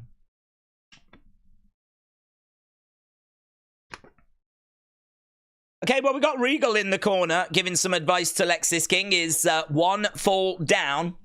Obviously, this is a rounds match, and not everyone loves these kind of matches. Oof. Down goes Lexis. But you've got to get 2 falls. Charlie on his feet with Lexis. Lexis scooping up Charlie. Plants him down. Roll through. No, shoulder up. He looks stunned, said Neil. Not seen any TNA stars in NXT for a while, said Paul. Big club in below. Yeah, I think probably Rosemary may be the last. Maybe Hammerstone a few weeks back for the guys. Lexis trying to get back up to his feet as Charlie is very much in control in this match. Bridges over, and he has got the arm here of Lexis King. He's keeping him grounded at the moment, Charlie. I really like Tavian. I'd like to see Tavian getting in there. Obviously not during this match, but at some point I'd like to see them get going with Tavian. Charges in the corner, and Cahrlie flipped over. Cahrlie back in the corner. Lexis coming back into it. William Regal trying to provide some encouragement. Oh, Lexis goes to the outsides. And he grabs his knee. He kind of spilled all the way to the floor. He's got his knee. He's saying, no, I'm done. I don't believe this is real. Referee coming out, just checking on Lexis. William Regal is telling Lexis to shake it off. He tries to stand up and then comedically falls down. So I think we're going to go to commercial break. Bubba needs to be hired for WWE Creative. If you listen to him and Busted Open, he knows wrestling, says Stuart. AKF said, Daze, I don't think it is, but do you think that the person on the phone was the third man in the OG D'Angelo family? No, but that's a good shout, and I'm trying to remember what his name was. Because you're right, there was Stacks and there was another guy, but the other guy ended up getting cut, didn't he? No, I don't think it is, but it's a good shout. Daze, how far from Sheffield are you? That's a good question, actually. I would guess around about hour and 20, something like that. WWE there is on November 6th, which is on a Wednesday. There's no stream. House shows are fun. £35, said Dortnight. Well, thank you, Dortnight, but just because we don't have a stream, it doesn't mean that I don't have work. I am working on some short videos at the moment. And also I have research to do because we're going to try and do Crown Jewel. And then we're going to try and see if we can catch the main card of UFC afterwards. So I need to set up the Crown Jewel stream. I need to set up the UFC stream. I need to research UFC. I'm still working on those short videos. We do Unseens on a Wednesday and a Thursday. So if I was to go to a house show for WWE, there would be no Unseen, because by the time I get back from a house show from Sheffield and then try and catch up with a day's worth of stuff, there ain't going to be an Unseen. So, yeah, not really on my agenda, to be honest. Carrion followed me on X, said Doorbells. Well done, my friend. Shout out to you. Very good.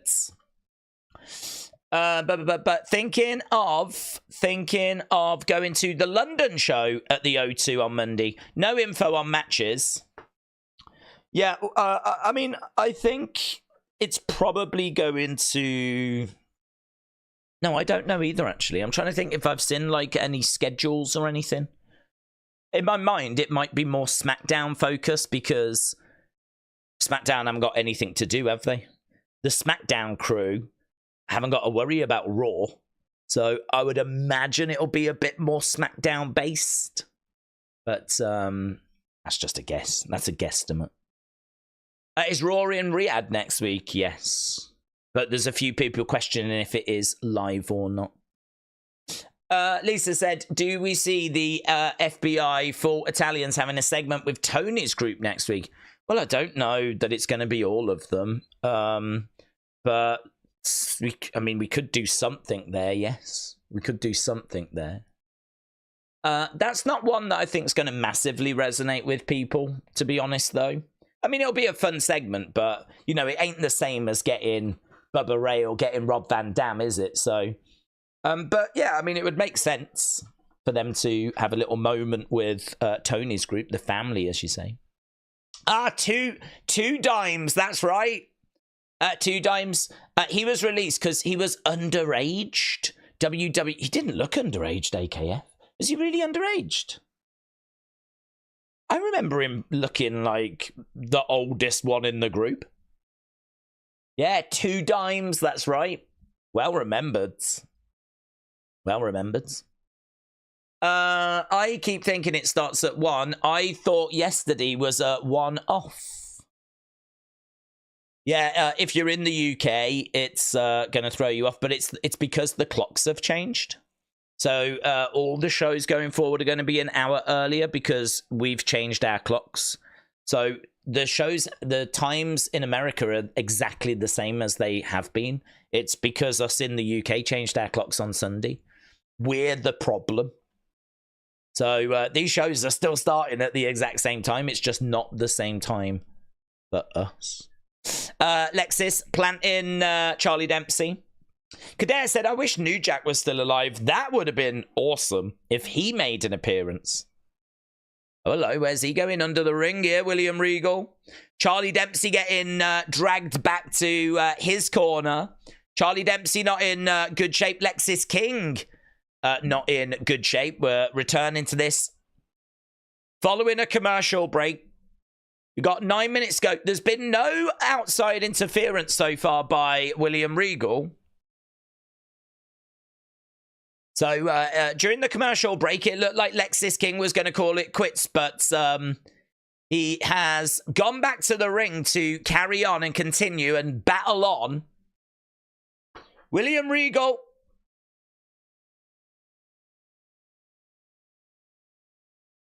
So Vic Joseph said he is stunned that Lexis King is able to continue this match.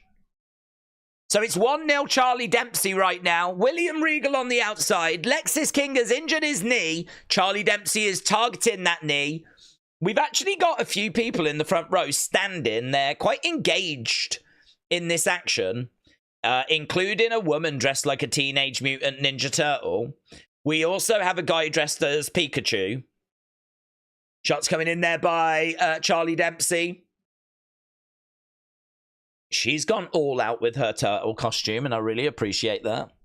Nice suplex there by Charlie Dempsey. Gut wrench as well there by Charlie Dempsey. Lexis King in a whole world of trouble here. And right now, another suplex by Charlie Dempsey. 1, 2. Kick out there by Lexis King. Rob Van Dam has announced backstage that he will be on NXT next week, says AB Jobson. Wrestling World Podcast said the Sandman should return. Tommy Dreamer could show up. Sabu's music hits and attack Trick Williams, said Ajay Khan. Laura, the magical collector. Laura, what do you collect? Laura, we need to know. You can't call yourself Laura, the magical collector. What does that mean? What do you collect? Magic sets? What's this? Magic the Gathering. Laura, what do you collect? Is it Lexis King or Kexis King? The way Daze, it's Kexis. Kexis King. Now that he's turned face and evolved, is Kexis. But I'm more interested in what you collect. Shot coming in there by Kexis. Collects magic. She collects magicians. WWE stuff and Harry Potter stuff. Ah, that's where the magic comes from. Harry Potter. Got you. Laura, have you got a wand? Please respond. If you go to the Harry Potter world thing, they sell the wands of the different characters, and all the characters have different shaped wands. Lexis in the corner. I'm sure you know this, Laura. You've probably got them in your collection. Oh, William Regal is giving Lexis brass knucks. What, so he can hit his own son? William Regal hides them away from the referee. Chop block by Charlie Dempsey. Oh, into a suplex too. And Charlie Dempsey gets it.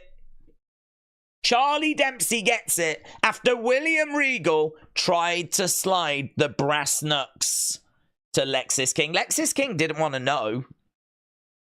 Didn't want to know. Laura said yes. Yes. She has a wand. We'll never know which one. I think Harry. Or Hermione. No one wants Ron's wand. Harry or Hermione, that's my guess. That didn't work, said James. Paul said, any toy hunts coming up? I've got footage. I mean, I've got all the American flipping footage, but I just never got to it. I think I made a big mistake. When I went in 2018, I was quite good at having a couple of days out, having a day in, and on my day in, getting video done and getting them uploaded. So there was toy hunts that were going up. This time, we were just out, like all the time. And then if I did manage to get a day where we didn't go out and do a great deal, I was just so shattered after, you know, I've gone from sitting here doing nothing to running around Florida. So, like, the idea of getting up and editing a video and, like, oh, it just didn't work this time. So maybe that footage will make it out at some point. I probably just need to go to Smith's, actually. I probably just need to go to Smith's and just have a look, see what's there, because we can always have fun with a toy hunt. And we what with it being Christmas, we probably definitely should, so. No, but yes. There will be one before Christmas. I've got a lot of the characters' ones from Harry Potter, says Laura, the Magical Collector. Well, you are a collector, so it does make sense. Laura, the Magical Collector, what's the best Harry Potter merch that you own? What is the best one piece of merch that you own, please? Thank you. Kipata said 3 weeks ago, Jordan Grace, for her, I say 3 more months we see her in NXT. Not JPEG said out and about with the ladies. Oh, you know me, JPEG. I'm not allowed. I'm actually banned. I have to stay 50 meters away from all women. So, no. No. Perry Saturn and PG-13 could PG-13 could return, said Kim Strains. The diadem. What the hell's a diadem? Laura said the diadem is her favourite thing. The diadem. I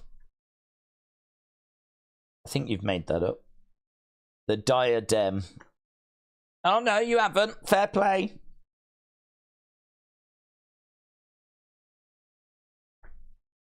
This is what it is for all the boomers. Jewelry. Jewelry, look. Diadem. Comes in a box. Jesus, how much is it? Well, you can get cheaper ones. Did you get yours from AliExpress? Because they're only $5.99. They're reduced. They used to be £8.32. But now they're only $5.99. Oh, that one's only $1.90.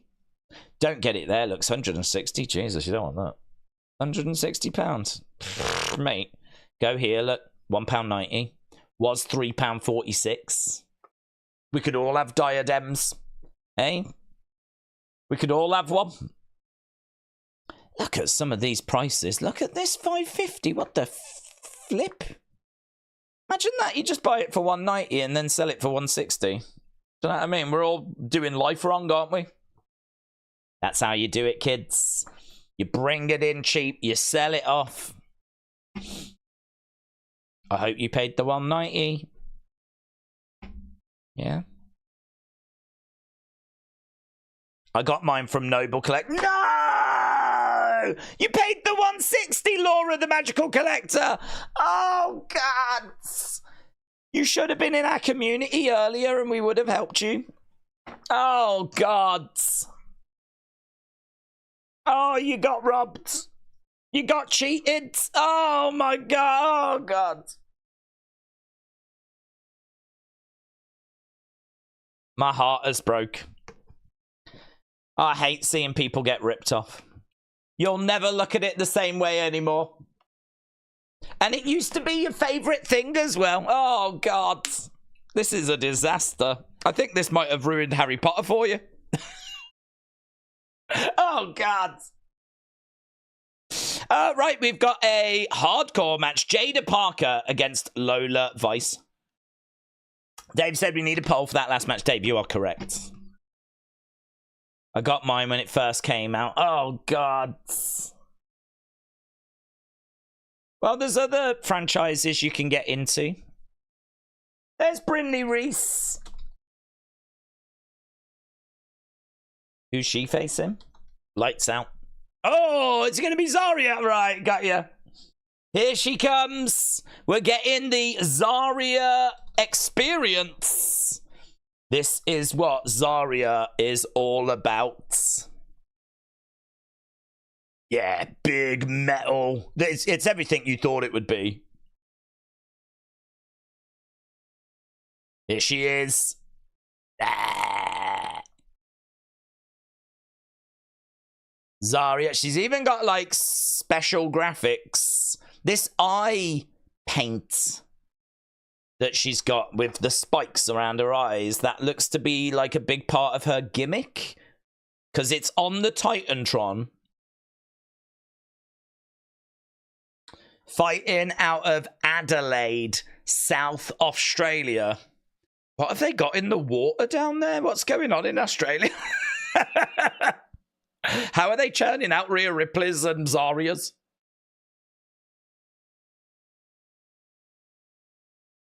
Here is Zaria. It is intense. Good. Let's see what she can do. Booker says Zaria is something special. She looks over in the corner. Brindley Reese was out the ring. Brindley's like, hi. Welcome to NXT. Brindley bouncing around, getting ready. Oh, she's going to mess her up, isn't she? I feel like she's going to chuck Brindley around. Brindley's actually got a bit of size to her. I'm surprised they haven't put her in there with someone a bit smaller. This is kind of where you would, you know, have a Zelina Vega type that's on the smaller side and she would just chuck her around. But Brindley's actually on the bigger side, if you will. Forearm strike there by... She has got a bit of Jordan Grace about her, isn't she? The way she just looked at Brindley as well. I can see that in the face a bit. She's not... I don't think she's as big as Jordan. Nah, she's not as big as Jordan. She might be taller than Jordan. Oh, love that. Oh, love that. Picks her up. Look at that. Picks her up. Chucks her down. That's moody, man.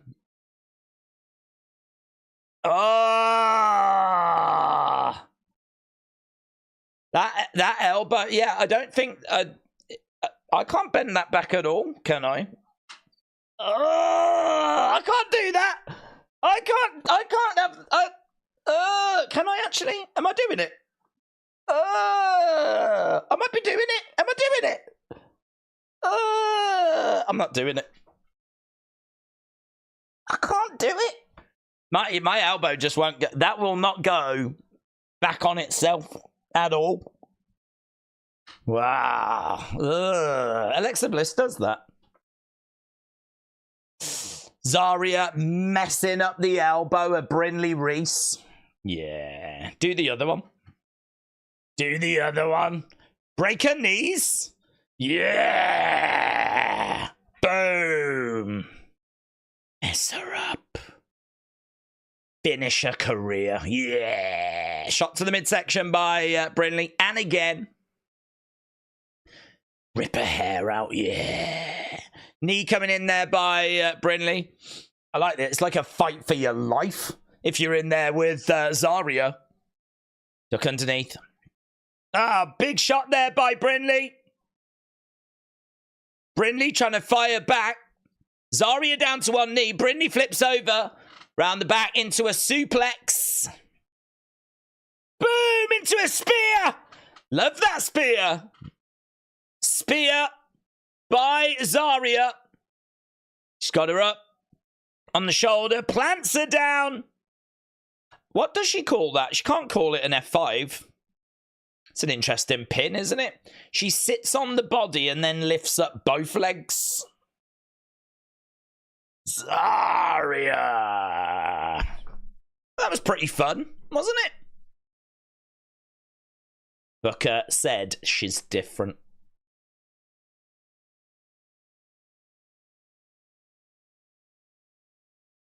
Vic Joseph said it looks like she dislocated her shoulder. There we go. Oh, who's coming out? Who's this boomer? Oh, Fatal Influence. You stole our moment.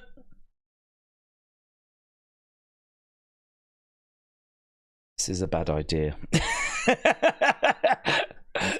Girls, this is a bad idea. Did no one backstage tell you this was a bad idea?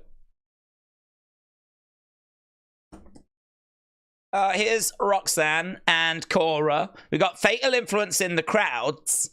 We got Roxanne and Cora out there.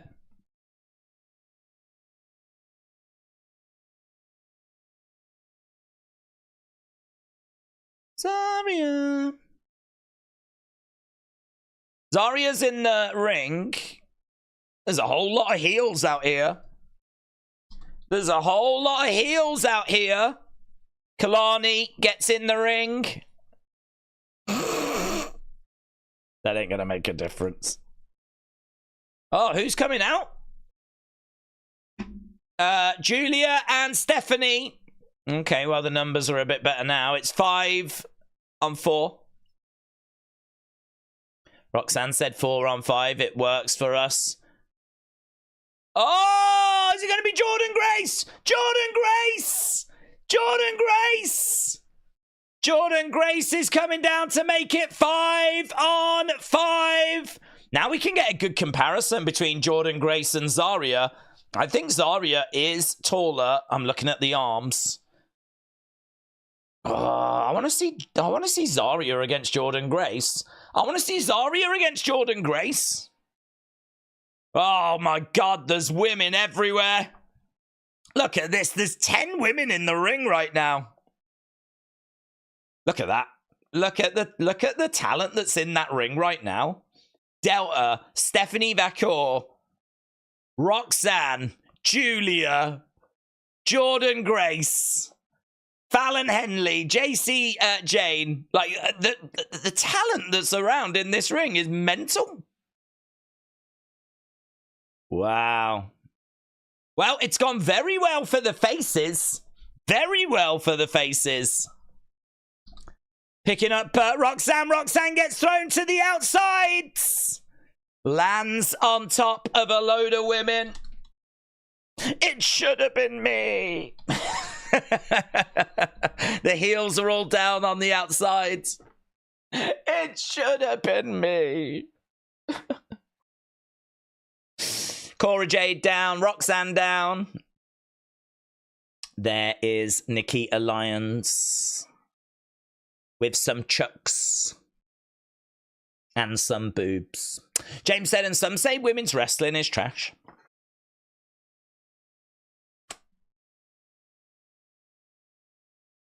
I just don't even know how they can bring themselves to say such words.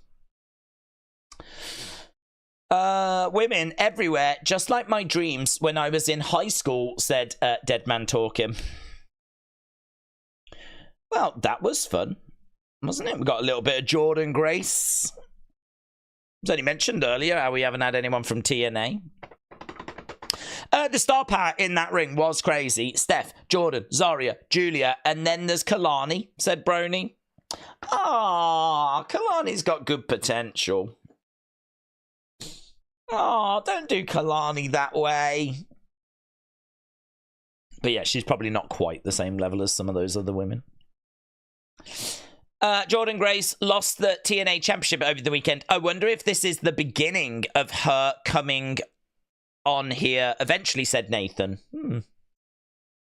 I think, isn't it 2025 though that her contract expires? So I'm not sure, to be honest. Oh, this is from Fightful Select. There was a pitch for a tag match that would have involved Lita at the ECW arena. The pitch was for an 8 or 10 woman tag match. I wonder if that match is still going to happen. They planned for an 8 to 10 woman tag match. Where would we find 8 to 10 women? Interesting. Well, that's a shame. It doesn't look like we're getting that match anymore.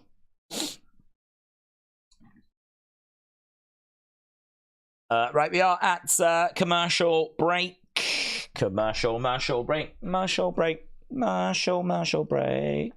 Holy shiz, this is awesome, said AB. Thank you, AB Jobs. We do try.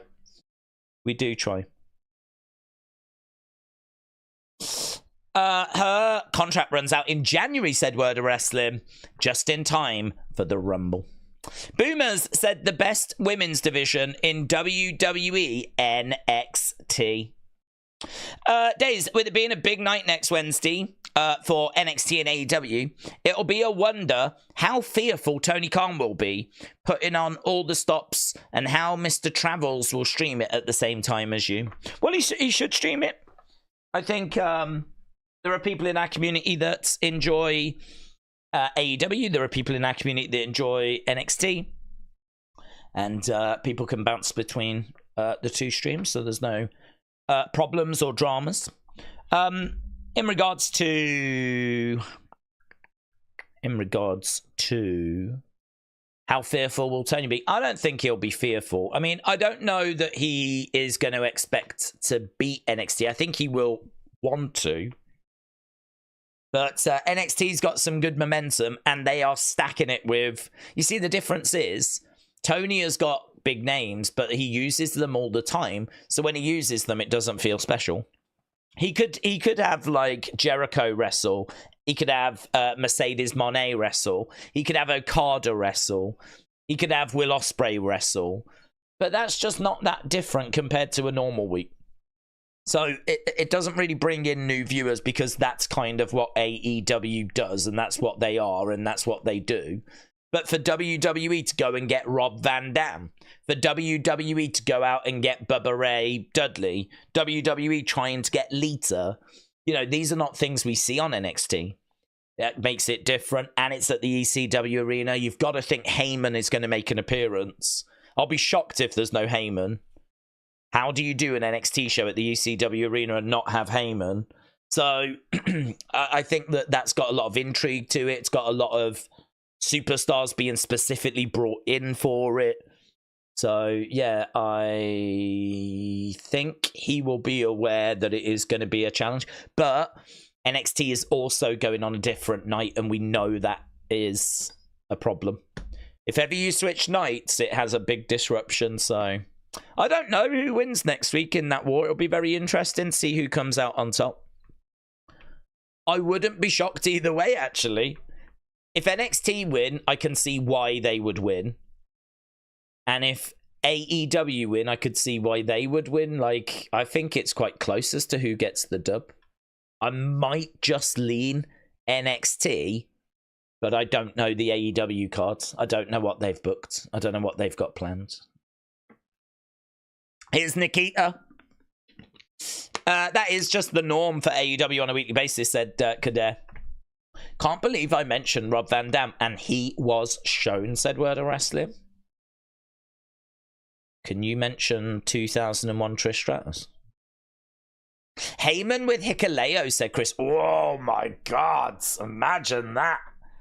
Heyman introducing Hikuleo to the company. Imagine that. Right, Nikita has come as a pirate from the Caribbean, but like a sexy one. She's got the chucks. And she's screaming.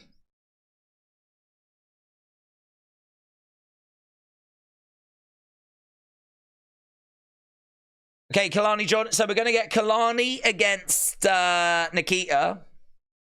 Kalana's got a little smile on her face as she's watching Nikita parade around.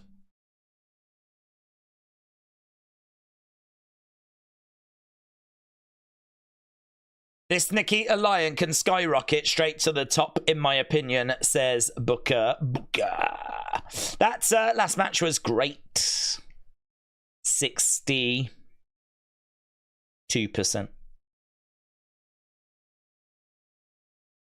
RVD, Rob Van Dam. I love this show, said I Am Your Father. Nikita versus Elani. Drop kick. Oh my god. What a drop kick by Cahrlie. Nikita versus Cahrlie.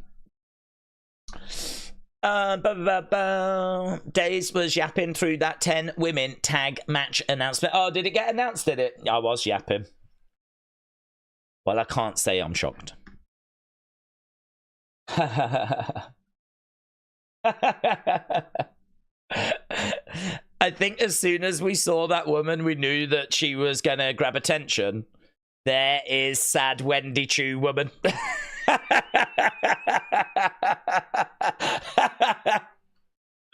That's going in the folder. Sad Wendy Choo woman. She is so sad. I don't know if I've ever been that sad in my life. Oh my god, I love it.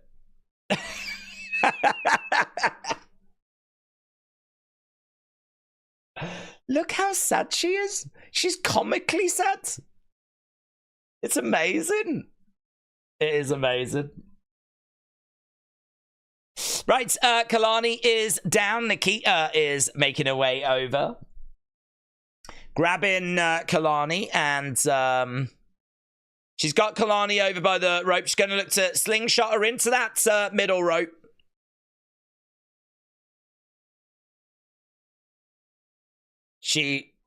Samoan drop to Cahrlie. Nikita goes over. Hurls Cahrlie down. So Nikita very much in control at the moment as Cahrlie kicks out. Nikita again keeping Cahrlie grounded.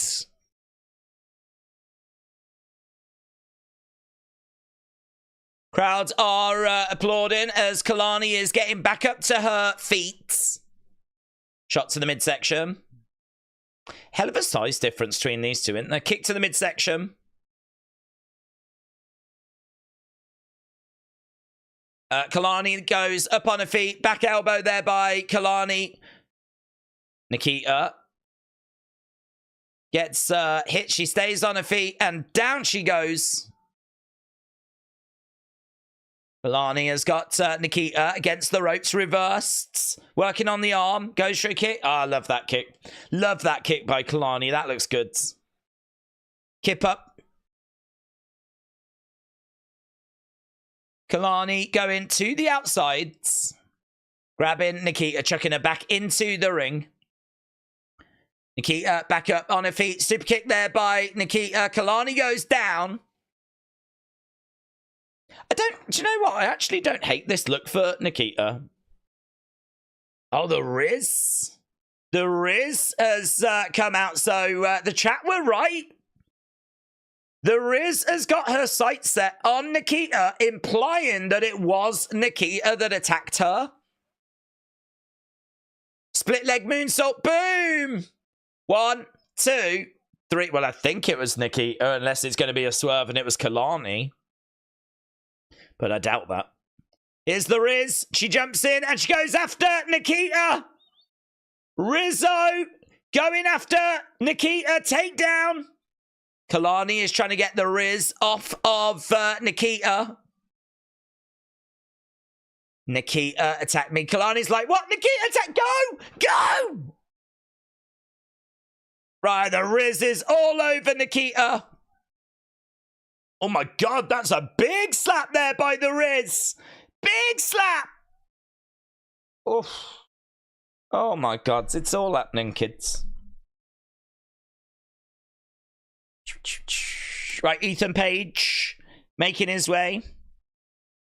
Duran said, my CW went to commercial, but your channel is still going. Yeah? Well, hopefully I was able to tell you what you missed. Okay, all time. I hope Oba turns up. I hope Oba turns up tonight. Oba, great. Good. Let's get the match score in for that one. Tell you what, we're getting through this show, aren't we? We've got 40 minutes left to go, but we've had an hour and 20. Sick Horror Kingman said, who here says Nikki should wear that more? I think she should wear it more. I think that not because it's pervy, but it gives her a bit of personality. I'm so bored of wrestlers wearing just black and stuff like that. Like, at least that had a little bit of, do you know, it had a bit of Bull Nakano about it. I was looking at her and I was getting really strong Bull Nakano vibes. And considering the size of Nikita Lyons, that's not a bad thing. It's not a bad thing to look at her and think Bull Nakano. That is definitely a pathway forward. If we go back to, I think this was SummerSlam. Here, look, Bull Nakano in WWE. Can't find a big enough picture of it, but look at what she was wearing. I mean, I was thinking more that, to be honest. But I was sort of getting that kind of vibe. And listen, Bull Nakano just went in the flipping Hall of Fame. Not because of her ring gear and her entrance gear. Because she was a sick women's wrestler. But, yeah, just rather than wearing black, why not get a bit of this kind of a vibe going? I think we could be a bit more adventurous. Okay. Look at this boomer. Amazing. That's in WWE. Oh, she was the best. She was the best. That's what she looked like back in the 90s. That's what she looks like now. Her and Alondra Blaze. What's this? Don't know what that is.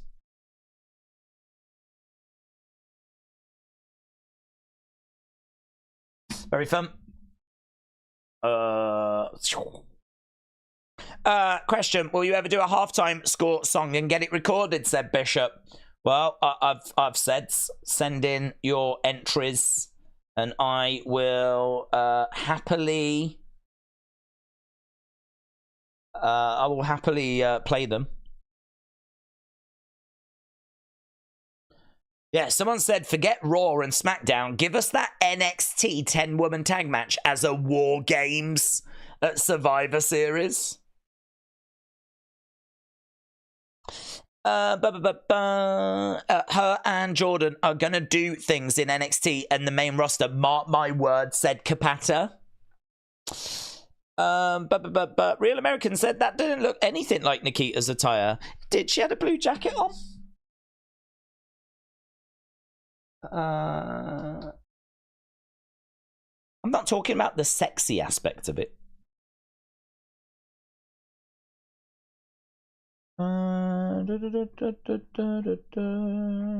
Let's see if I can find it now. If I put Nikita Lyons in, it doesn't bring anything back.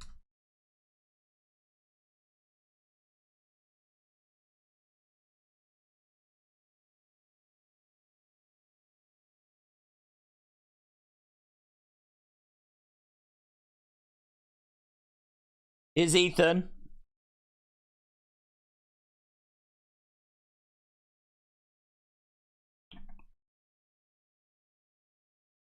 Who's coming out? Rich Holland is coming out.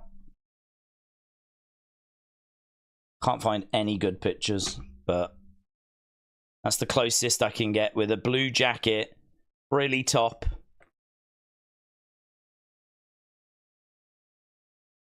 Here's Rich.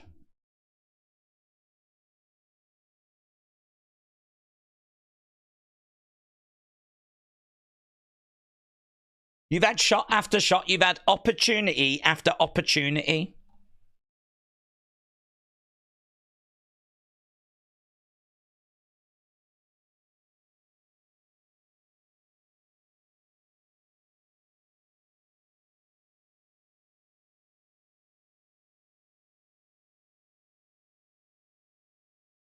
I'm going to knock Trick off his throne. I'm going to take that NXT title.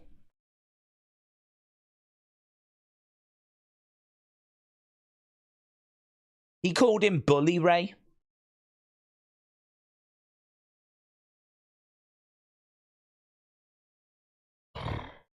It's a really His promos are not the most captivating in the world, are they, Ridge? Here's Bully Bubba. Bubba Ray Dudley. So he called him Bully. This is a big mistake, said Booker.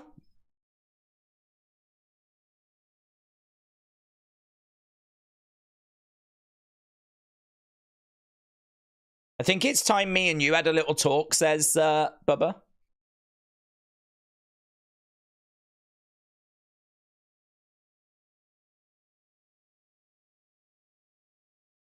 I didn't know much about you before Halloween Havoc.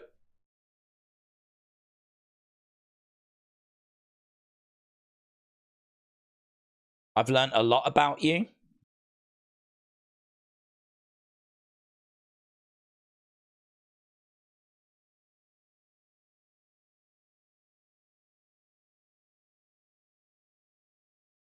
Here's Bully.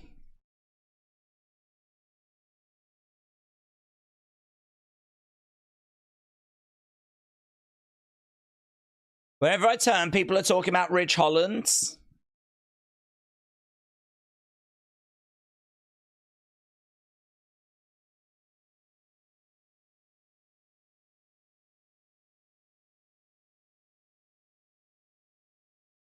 I know you're a rugby player. You're tough, you're fast, you're agile.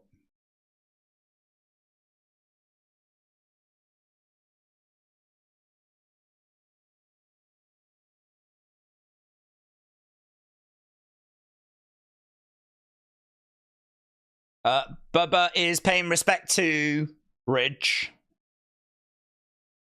But that's where the respect ends.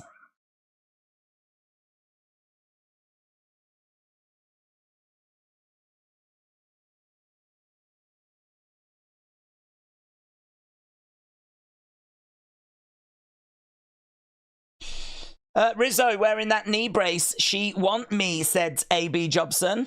Bully Bubba is the mascot for days when he is in bully mode, said Mr. B.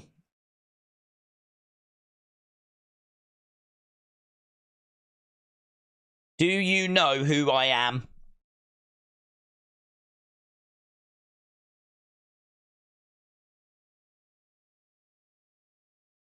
He said I'm one half of the greatest mother trucking tag team. EC Dub Chance. Stop lying. No one's talking about Rich Holland, said Fisher 010.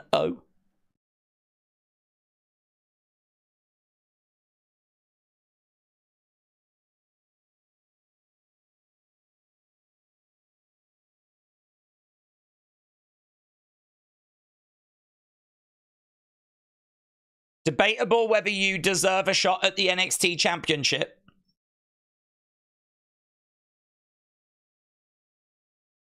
Bubba said to Ethan, you deserve nothing.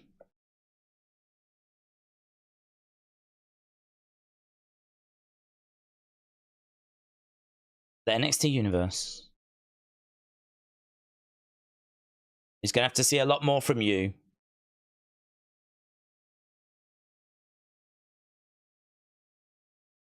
The NXT universe is going to have to see a hell of a lot more out of you.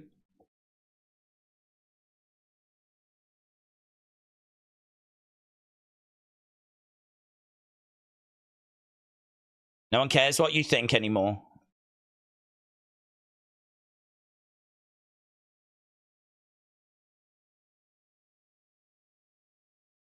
You don't live in Dudleyville anymore.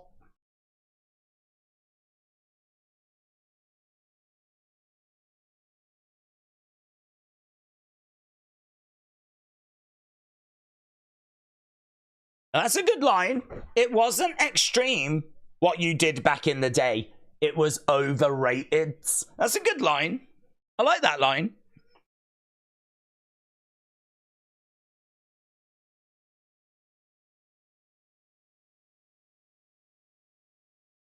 So they tell him to get out. If he doesn't, Dave LaGreca will need a new co-host. Get Devon. Bubba hits Ridge. Ridge goes down. Ethan attacks Bubba from behind.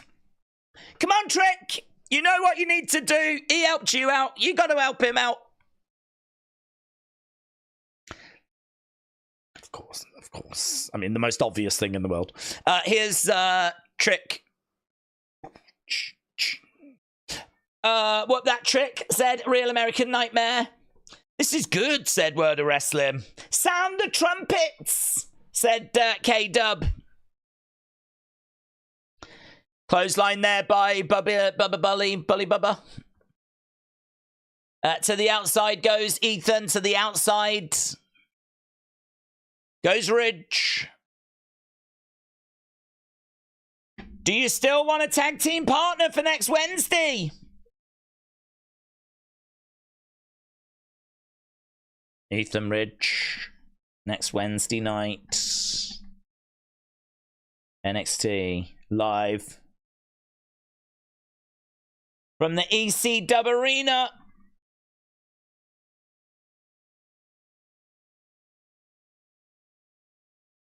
There we go. Match is made. Match is made.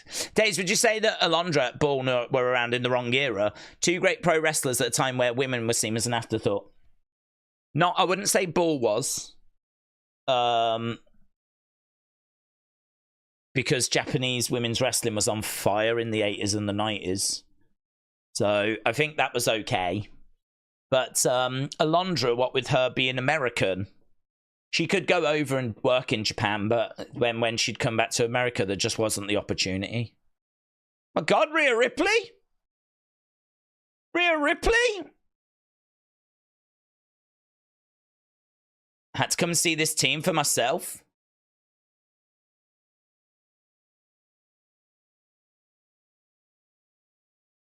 How did she hear about the tag match? It only got announced like about 10 minutes ago. Where was she?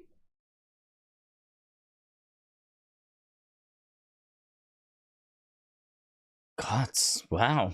Where was she? Was she in the building? Was she outside? I mean, it was literally 10 minutes ago that it got announced.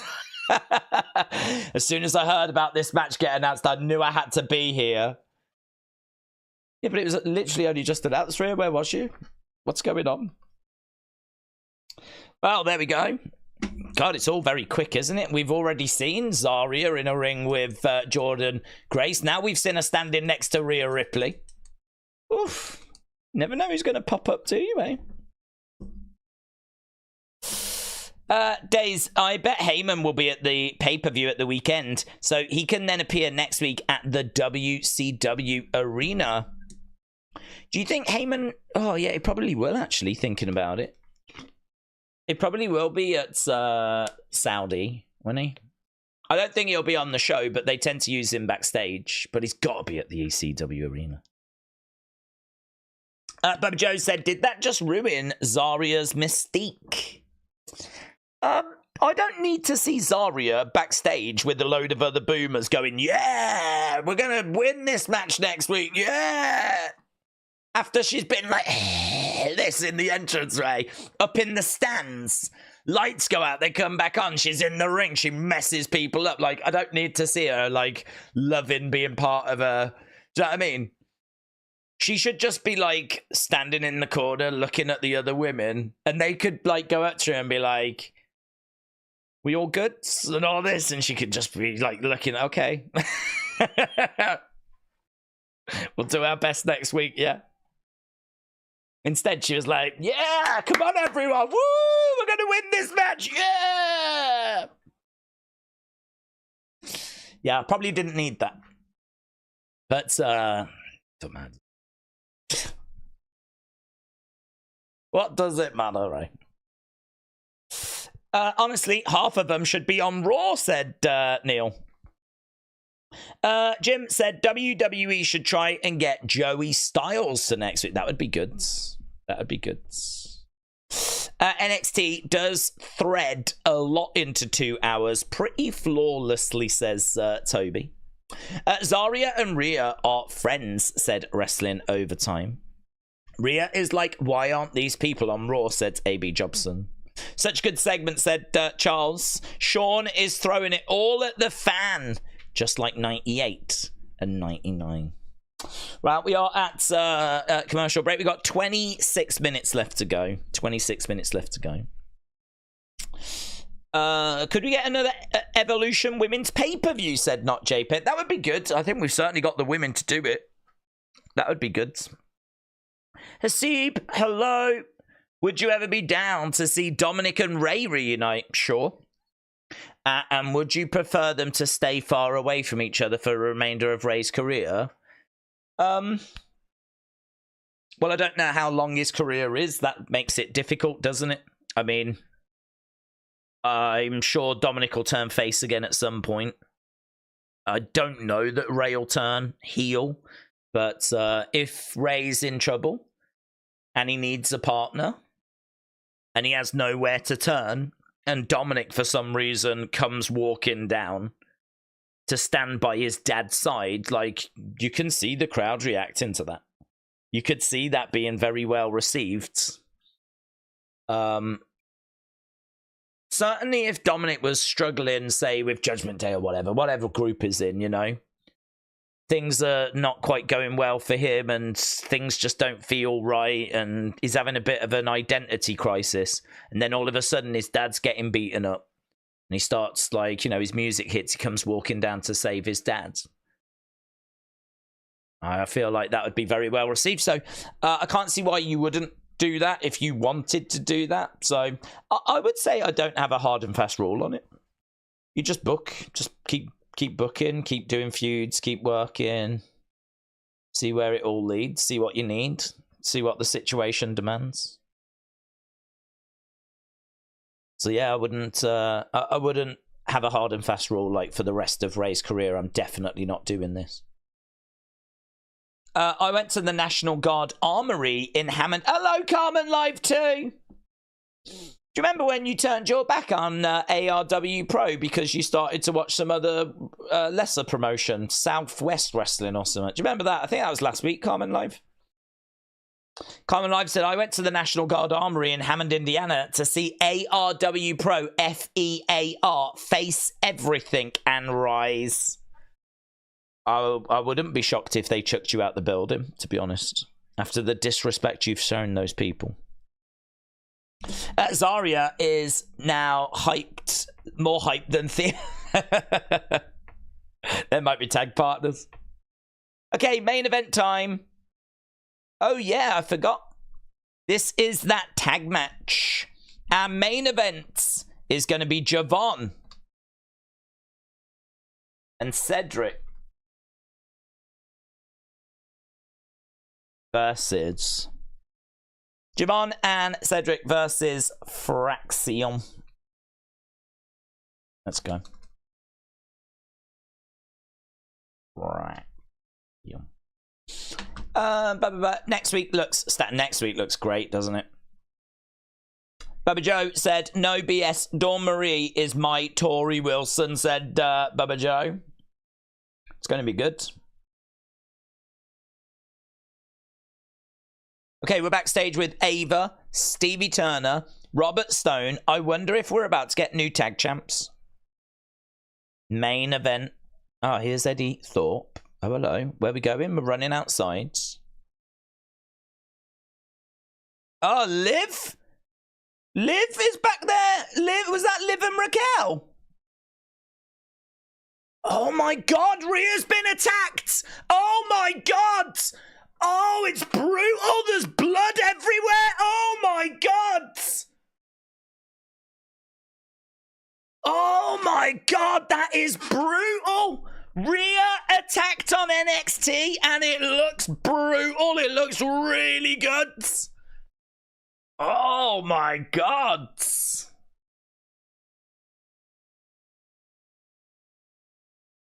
Oh, that's so good.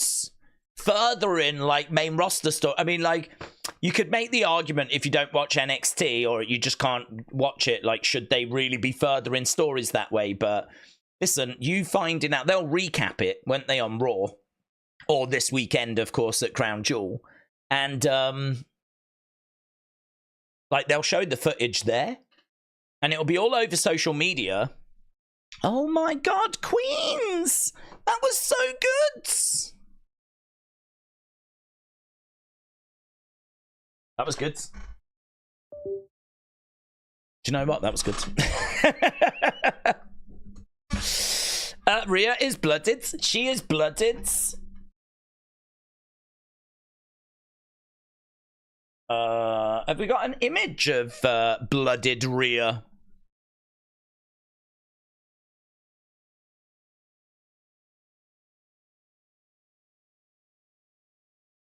I need a picture of Ria Ripley.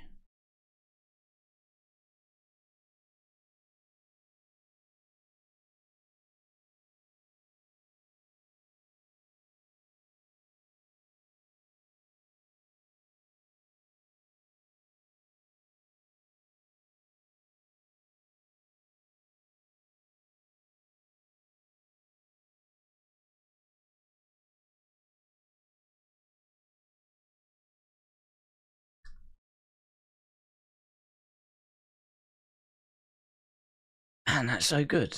I've got the picture here, but it's brutal. Look at this. She looks flipping dead. Look at that.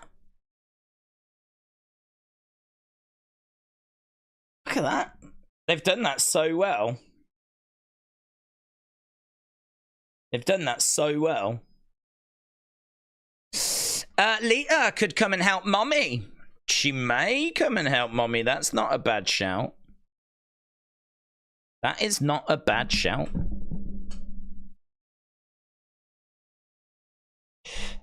Picture of Ria makes me feel. Wonderful pictures of Ria help me sleep at night, said Toon. That looked great, said Kian. Okay, we are at commercial break. Liv's definitely losing that title to Ria, said Travis.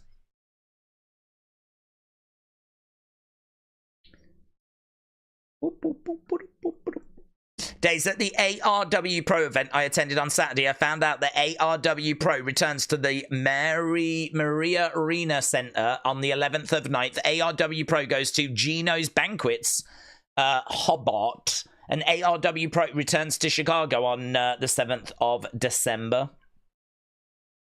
Well, I'll have to make sure I miss all of those. Cameron, shout out to you. There's no point trying to get back into their good books after what you said last week.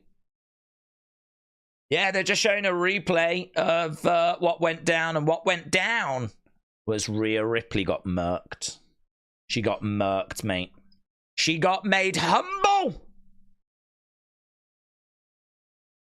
Oh my God. We need a medical update. Lights are out.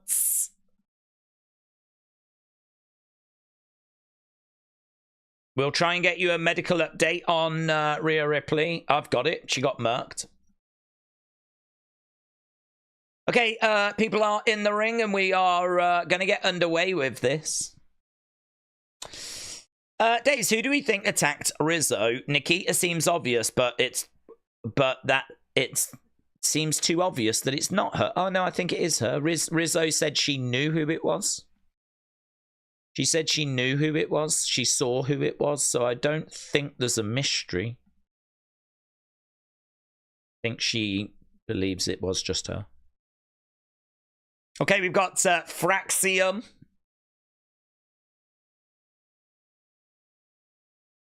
Nathan Frazier.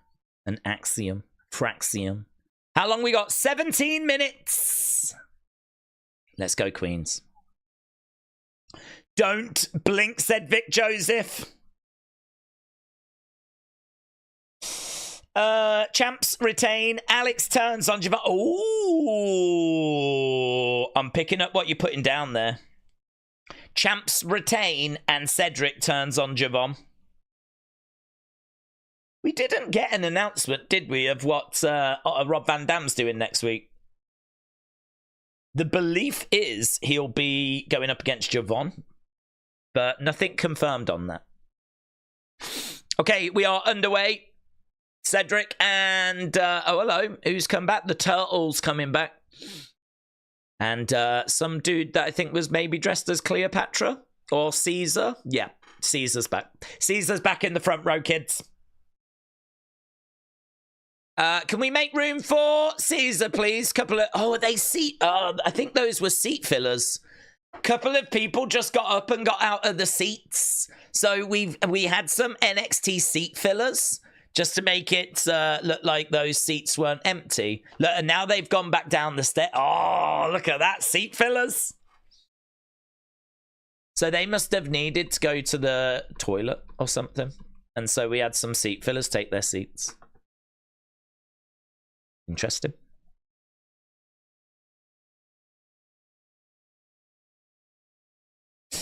Cedric Alexander used to be one of those guys here in NXT with all of that quickness.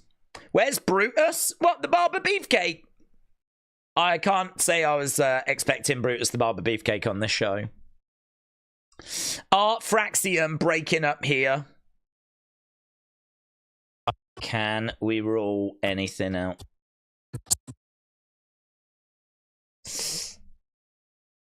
Right, against the ropes. And again, oh, no joy. Boom, he goes over. Round the houses. Big backflip. Lands on his feet. Big shot there by Javon, but he misses. Javon and Nathan really putting on a show, man. Javon and Nathan really putting on a show.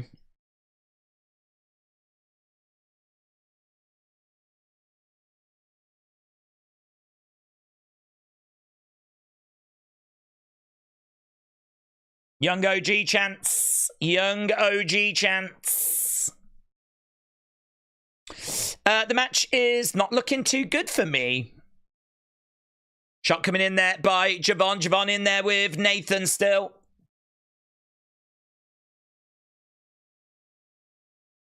Goes, oh my God, Javon over the top.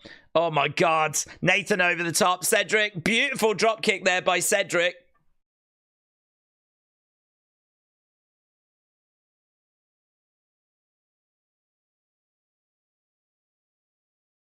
So, Cedric Alexander telling Javon to slow down a little bit. Daze, NXT has been fun, but next week's card is nowhere near what I would have expected to be against AEW. Of course, they at times they've sent the main roster stars. I would have thought next week. Well, I don't know. I think there's a lot of excitement for next week. I feel like there's a lot of excitement around for next week.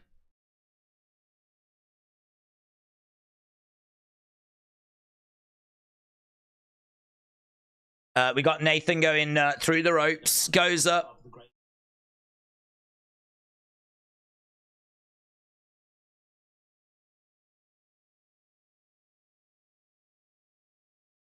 Axiom reaching his hand out. Kick coming in there by Nathan. Tag coming in. There's a bit of breakdown here with Fraxium. Axiom was a bit upset with Nathan. Shot there by Axiom. Chop coming in there by Axiom. He's got Javon against the ropes. Javon bouncing off that top rope. Nice. Head scissor takeover. Into a beautiful drop kick there by Javon. Great work by Javon. Ria definitely costing Liv after that segment, said AB Jobson. Against the ropes. Over the top. Cedric down on Axiom. This is for the tag titles. There we've got the young OG. We've got Cedric. We're throwing over to commercial break.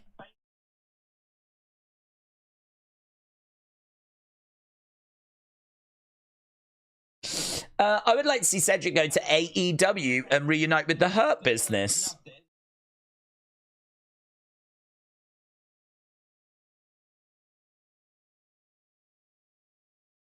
They will have a lot of surprises, which will lead to more hype, said Shelf Presence. AEW have got to up their game. Well, I think that there's enough there. I think there's enough for next week. I don't think it's bad. I mean, maybe it's lacking a Punk or a Randy Orton or, do you know what I mean? Like something along those lines. But I don't think it's bad.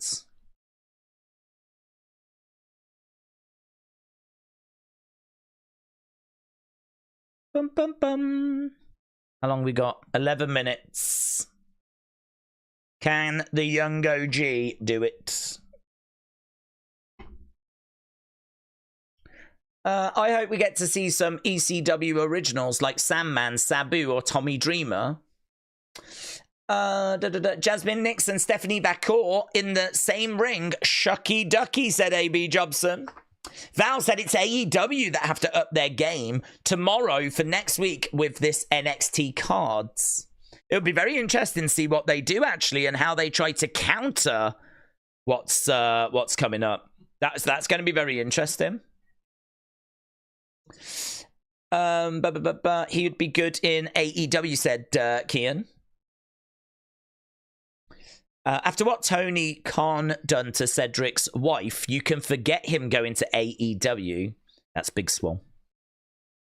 Big Swole, Big Swole, Big Swole. The only issue is going to be the day being changed to Wednesday, said it's Bryn again. Not everyone listens to it being said 50 times every 2 minutes. Well, you make a good point. We got an advert for Beth Phoenix on at the moment. Days, this past Saturday, J.J. Valiant, a former manager of Samoa Joe, came to Hammond, Indiana. Well, that is so exciting. I am so excited by that news. I hope you had a great time, Cameron. Big Swell is his wife. Yes. Rob Van Dam will be on AEW next week. AEW.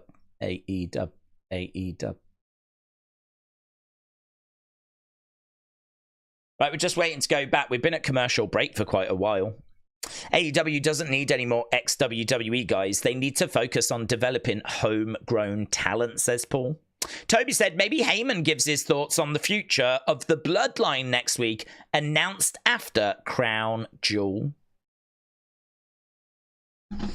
Okay, we are back to the action, and this should be the final part of the show. Main event underway.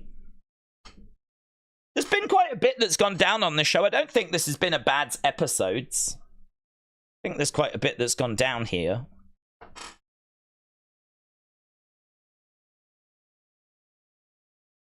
I wonder if Undertaker shows up at the end, said Nathan. I've kind of given up hope on seeing the Undertaker, if I'm honest. I don't think that's one we're getting this week.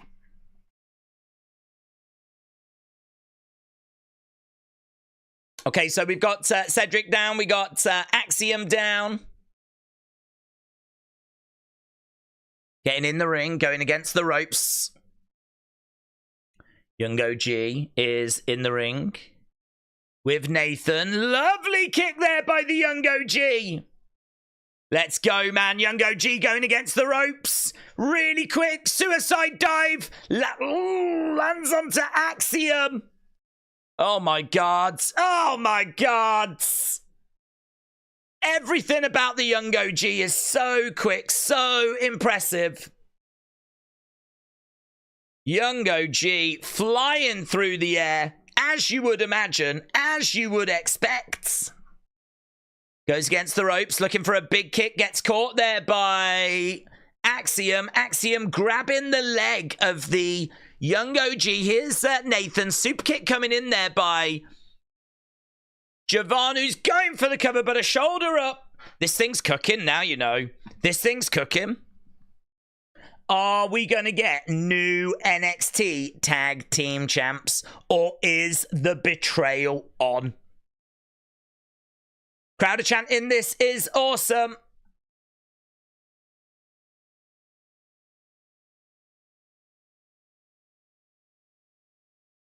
Oh, big kick coming in. Oh, drop kick there by Axiom. Javon goes down. 1, 2. Kick out. Young OG said Spartan. This boy is bouncy, said Real American Nightmare. He's getting bouncy, said Chris. We're seeing those NXT Tag Team Championships. Yeah, really fun. I've got to tell you, the crowd are on their feet for this one. Javon really is very exciting, but putting him in there with Nathan Frazier is working really well. It's a real fun showcase match, this. Cedric Alexander's no slouch as well, it's got to be said. Boom, planting Axiom. It's got him up. Oh, lovely. Powerbomb there by Cedric. 1, 2. Oh, Nathan with a drop kick. Broke up the counts. Oof. Give us all these spot fests, said Not JPEG. Javon just moves at different speeds. It's very impressive. Very impressive. So we've got Cedric on his hands and knees. Trying to get over to Javon, and he'll make it. He's right over in that corner. 10-woman tag match. Graphic on screen as Javon goes for a big kick. Oh my God! Huge by Javon! 1, 2. Oh God! Why do people keep kicking out of those moves? Why do people look at it? Springboard cutter, absolutely monstrous. I'm so annoyed that people keep kicking out of these moves. Oh, that is an absolute monstrous finish. And it gets a 2. Oh, come on, Sean. You know they shouldn't be kicking out of that. Chop coming in there by Cedric. It's monstrous. It's absolutely flipping huge. So impressive. Chops coming in by Cedric. Throwing in these chops to Axiom in the corner. Cedric going over the other side. There's real momentum in this match right now. But Javon might as well go home. Flipping, he's just hit one of the biggest cutters I've ever seen in my life. He got a 2 count for it. If I was him, I'd be like, no, I just can't. This ain't for me. There's literally nothing I can do in this sport. Cedric is on that middle rope. Top rope enziguri there by Axiom. Axiom is going up top. We're going to look for a Spanish fly into a splash. Got him down. Here is Nathan. Twisting, lands it. Javon's in the ring to break it up. Oh, another cutter. Another cutter. All 4 guys are down. NXT. NXT. NXT. This is sick. This is sick. All 4 guys are down in the ring. Oh, my God. Here's Waldo, says Dead Man Talking. It is. Found him. Found him. Nathan goes up. Is that gonna mean, oh, big boot, Cedric's gonna have to try and win this on his own? Boom. It's probably unlikely. Oh, driver to Nathan. 1, 2. Kick out. Kick out. Oh my God, look at this. Look at this. Look at this. We're getting glimpses of Cruiserweight Classic Cedric. 205 Live Cedric. He just needs opportunity and he can put on bangers.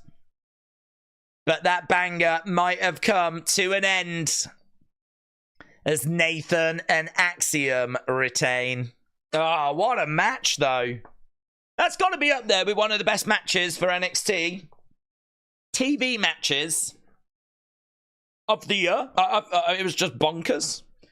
I have a few questions about it, but I think it was so good, so much fun. I tell you what, the crowd are booing Fraxium, though. Crowd aren't crazy about the fact that Fraxium have just retained those titles. Yeah, Nathan Fraser's like, oh, you upset, are you? Oh. We've got Where's Wally and we've got Javon brawling backstage. Knee coming in there by, where's this big good? Oh, look at Javon trying to get at Waldo. Here's Ava.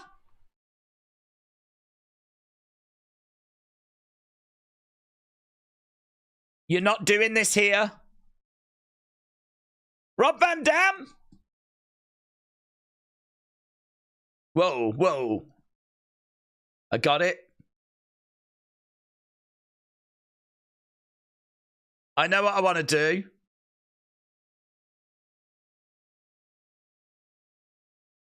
What? You've given me a fantastic idea. I know what I want to do. I'll see you in... What, though? What do you want to do? Anyone else? Like, okay, yeah, Rob, come on. Let's get to it. Triple threat, maybe? What are we thinking? And then he just walked off. See you in Philly? Oh, my God. Rob!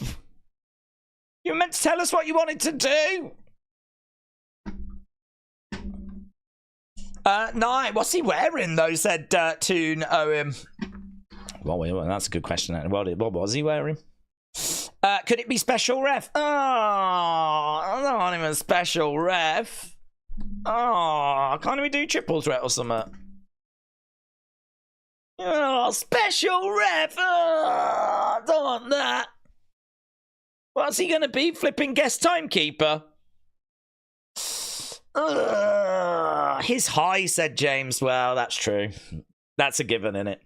James, you excited for Amarim? I'm excited. I haven't seen if anything's developed. I know that Sporting came out and said that it was, we'd approached. But I don't know if there's been any latest.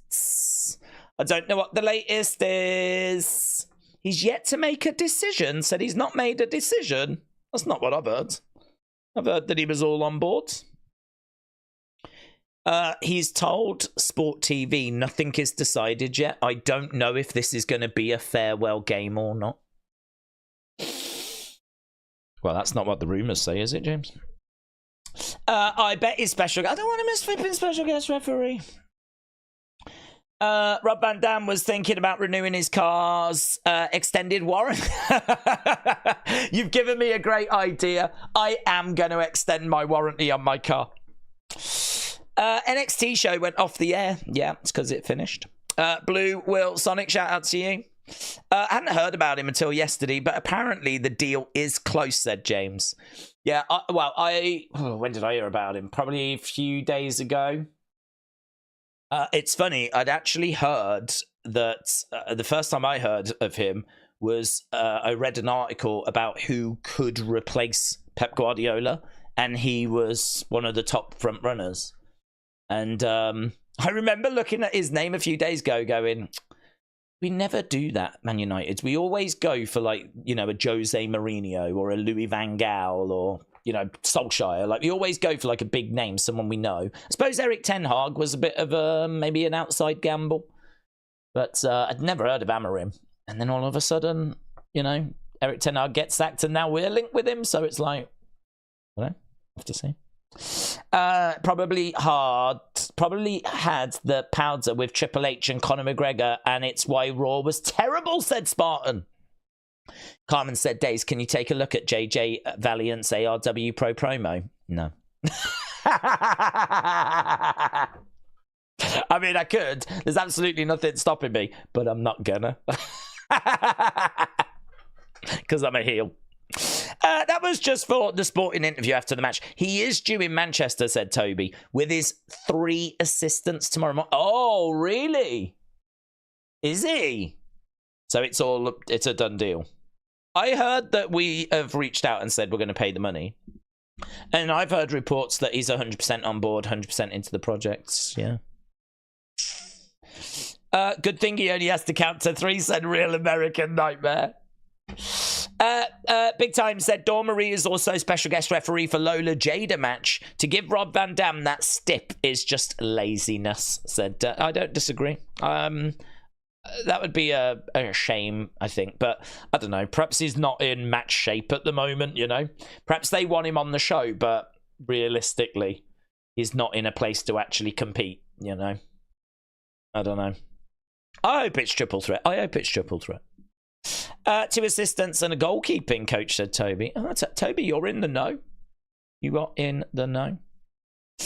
I thought we had hired him as coach, said Daniel. Very exciting for those that don't know. Man United fired their manager yesterday and we're looking for a new manager. And there's lots of talk about this guy, so... Man United is a club you can go to a manager to ruin your career, said Spartan. That is true. That is true. Onana needs lots of work, said Daniel. Okay, right, I'm going to run away. I'm going to get this score. The poll should go up automatically. There was a few of you asking about NXT opinions, and it did make me wonder if I'm doing this community a little bit dirty by not doing NXT reviews, because even though they don't get the views, should I just do them anyway? Because it doesn't really matter, does it? I mean, we're not talking flipping many views on that second channel. You know, a Raw review will do 1.5, you know, 1,500. I mean, this channel's got 128 million views, so... You know, I ain't worrying about like 1,000 views on that second channel. So is it worth just doing them because we watch the show and I think we've got like, you know, a good NXT crowd that enjoy NXT and it'd be good to get your thoughts? And so I'm thinking maybe I've looked at it wrong. Maybe that's one that it just doesn't matter. So I think we will do one on NXT and we will get your thoughts about the show. So keep an eye out on the Twitter accounts. I will be asking for your feedback on that tonight. Right, let's end this and all go on our merry way. Thank you so much for joining us. Apologies, we were a little bit later than I would have liked to have been. Don't forget, next Tuesday, there is a Wrestling Escape Pod. It's an election special. And we are not doing NXT because it's not on. It's on next Wednesday. So if you are a fan of AEW and a fan of NXT, you know, that's a choice you made. So now you're going to have to choose or try and watch both. But I know what I'm doing.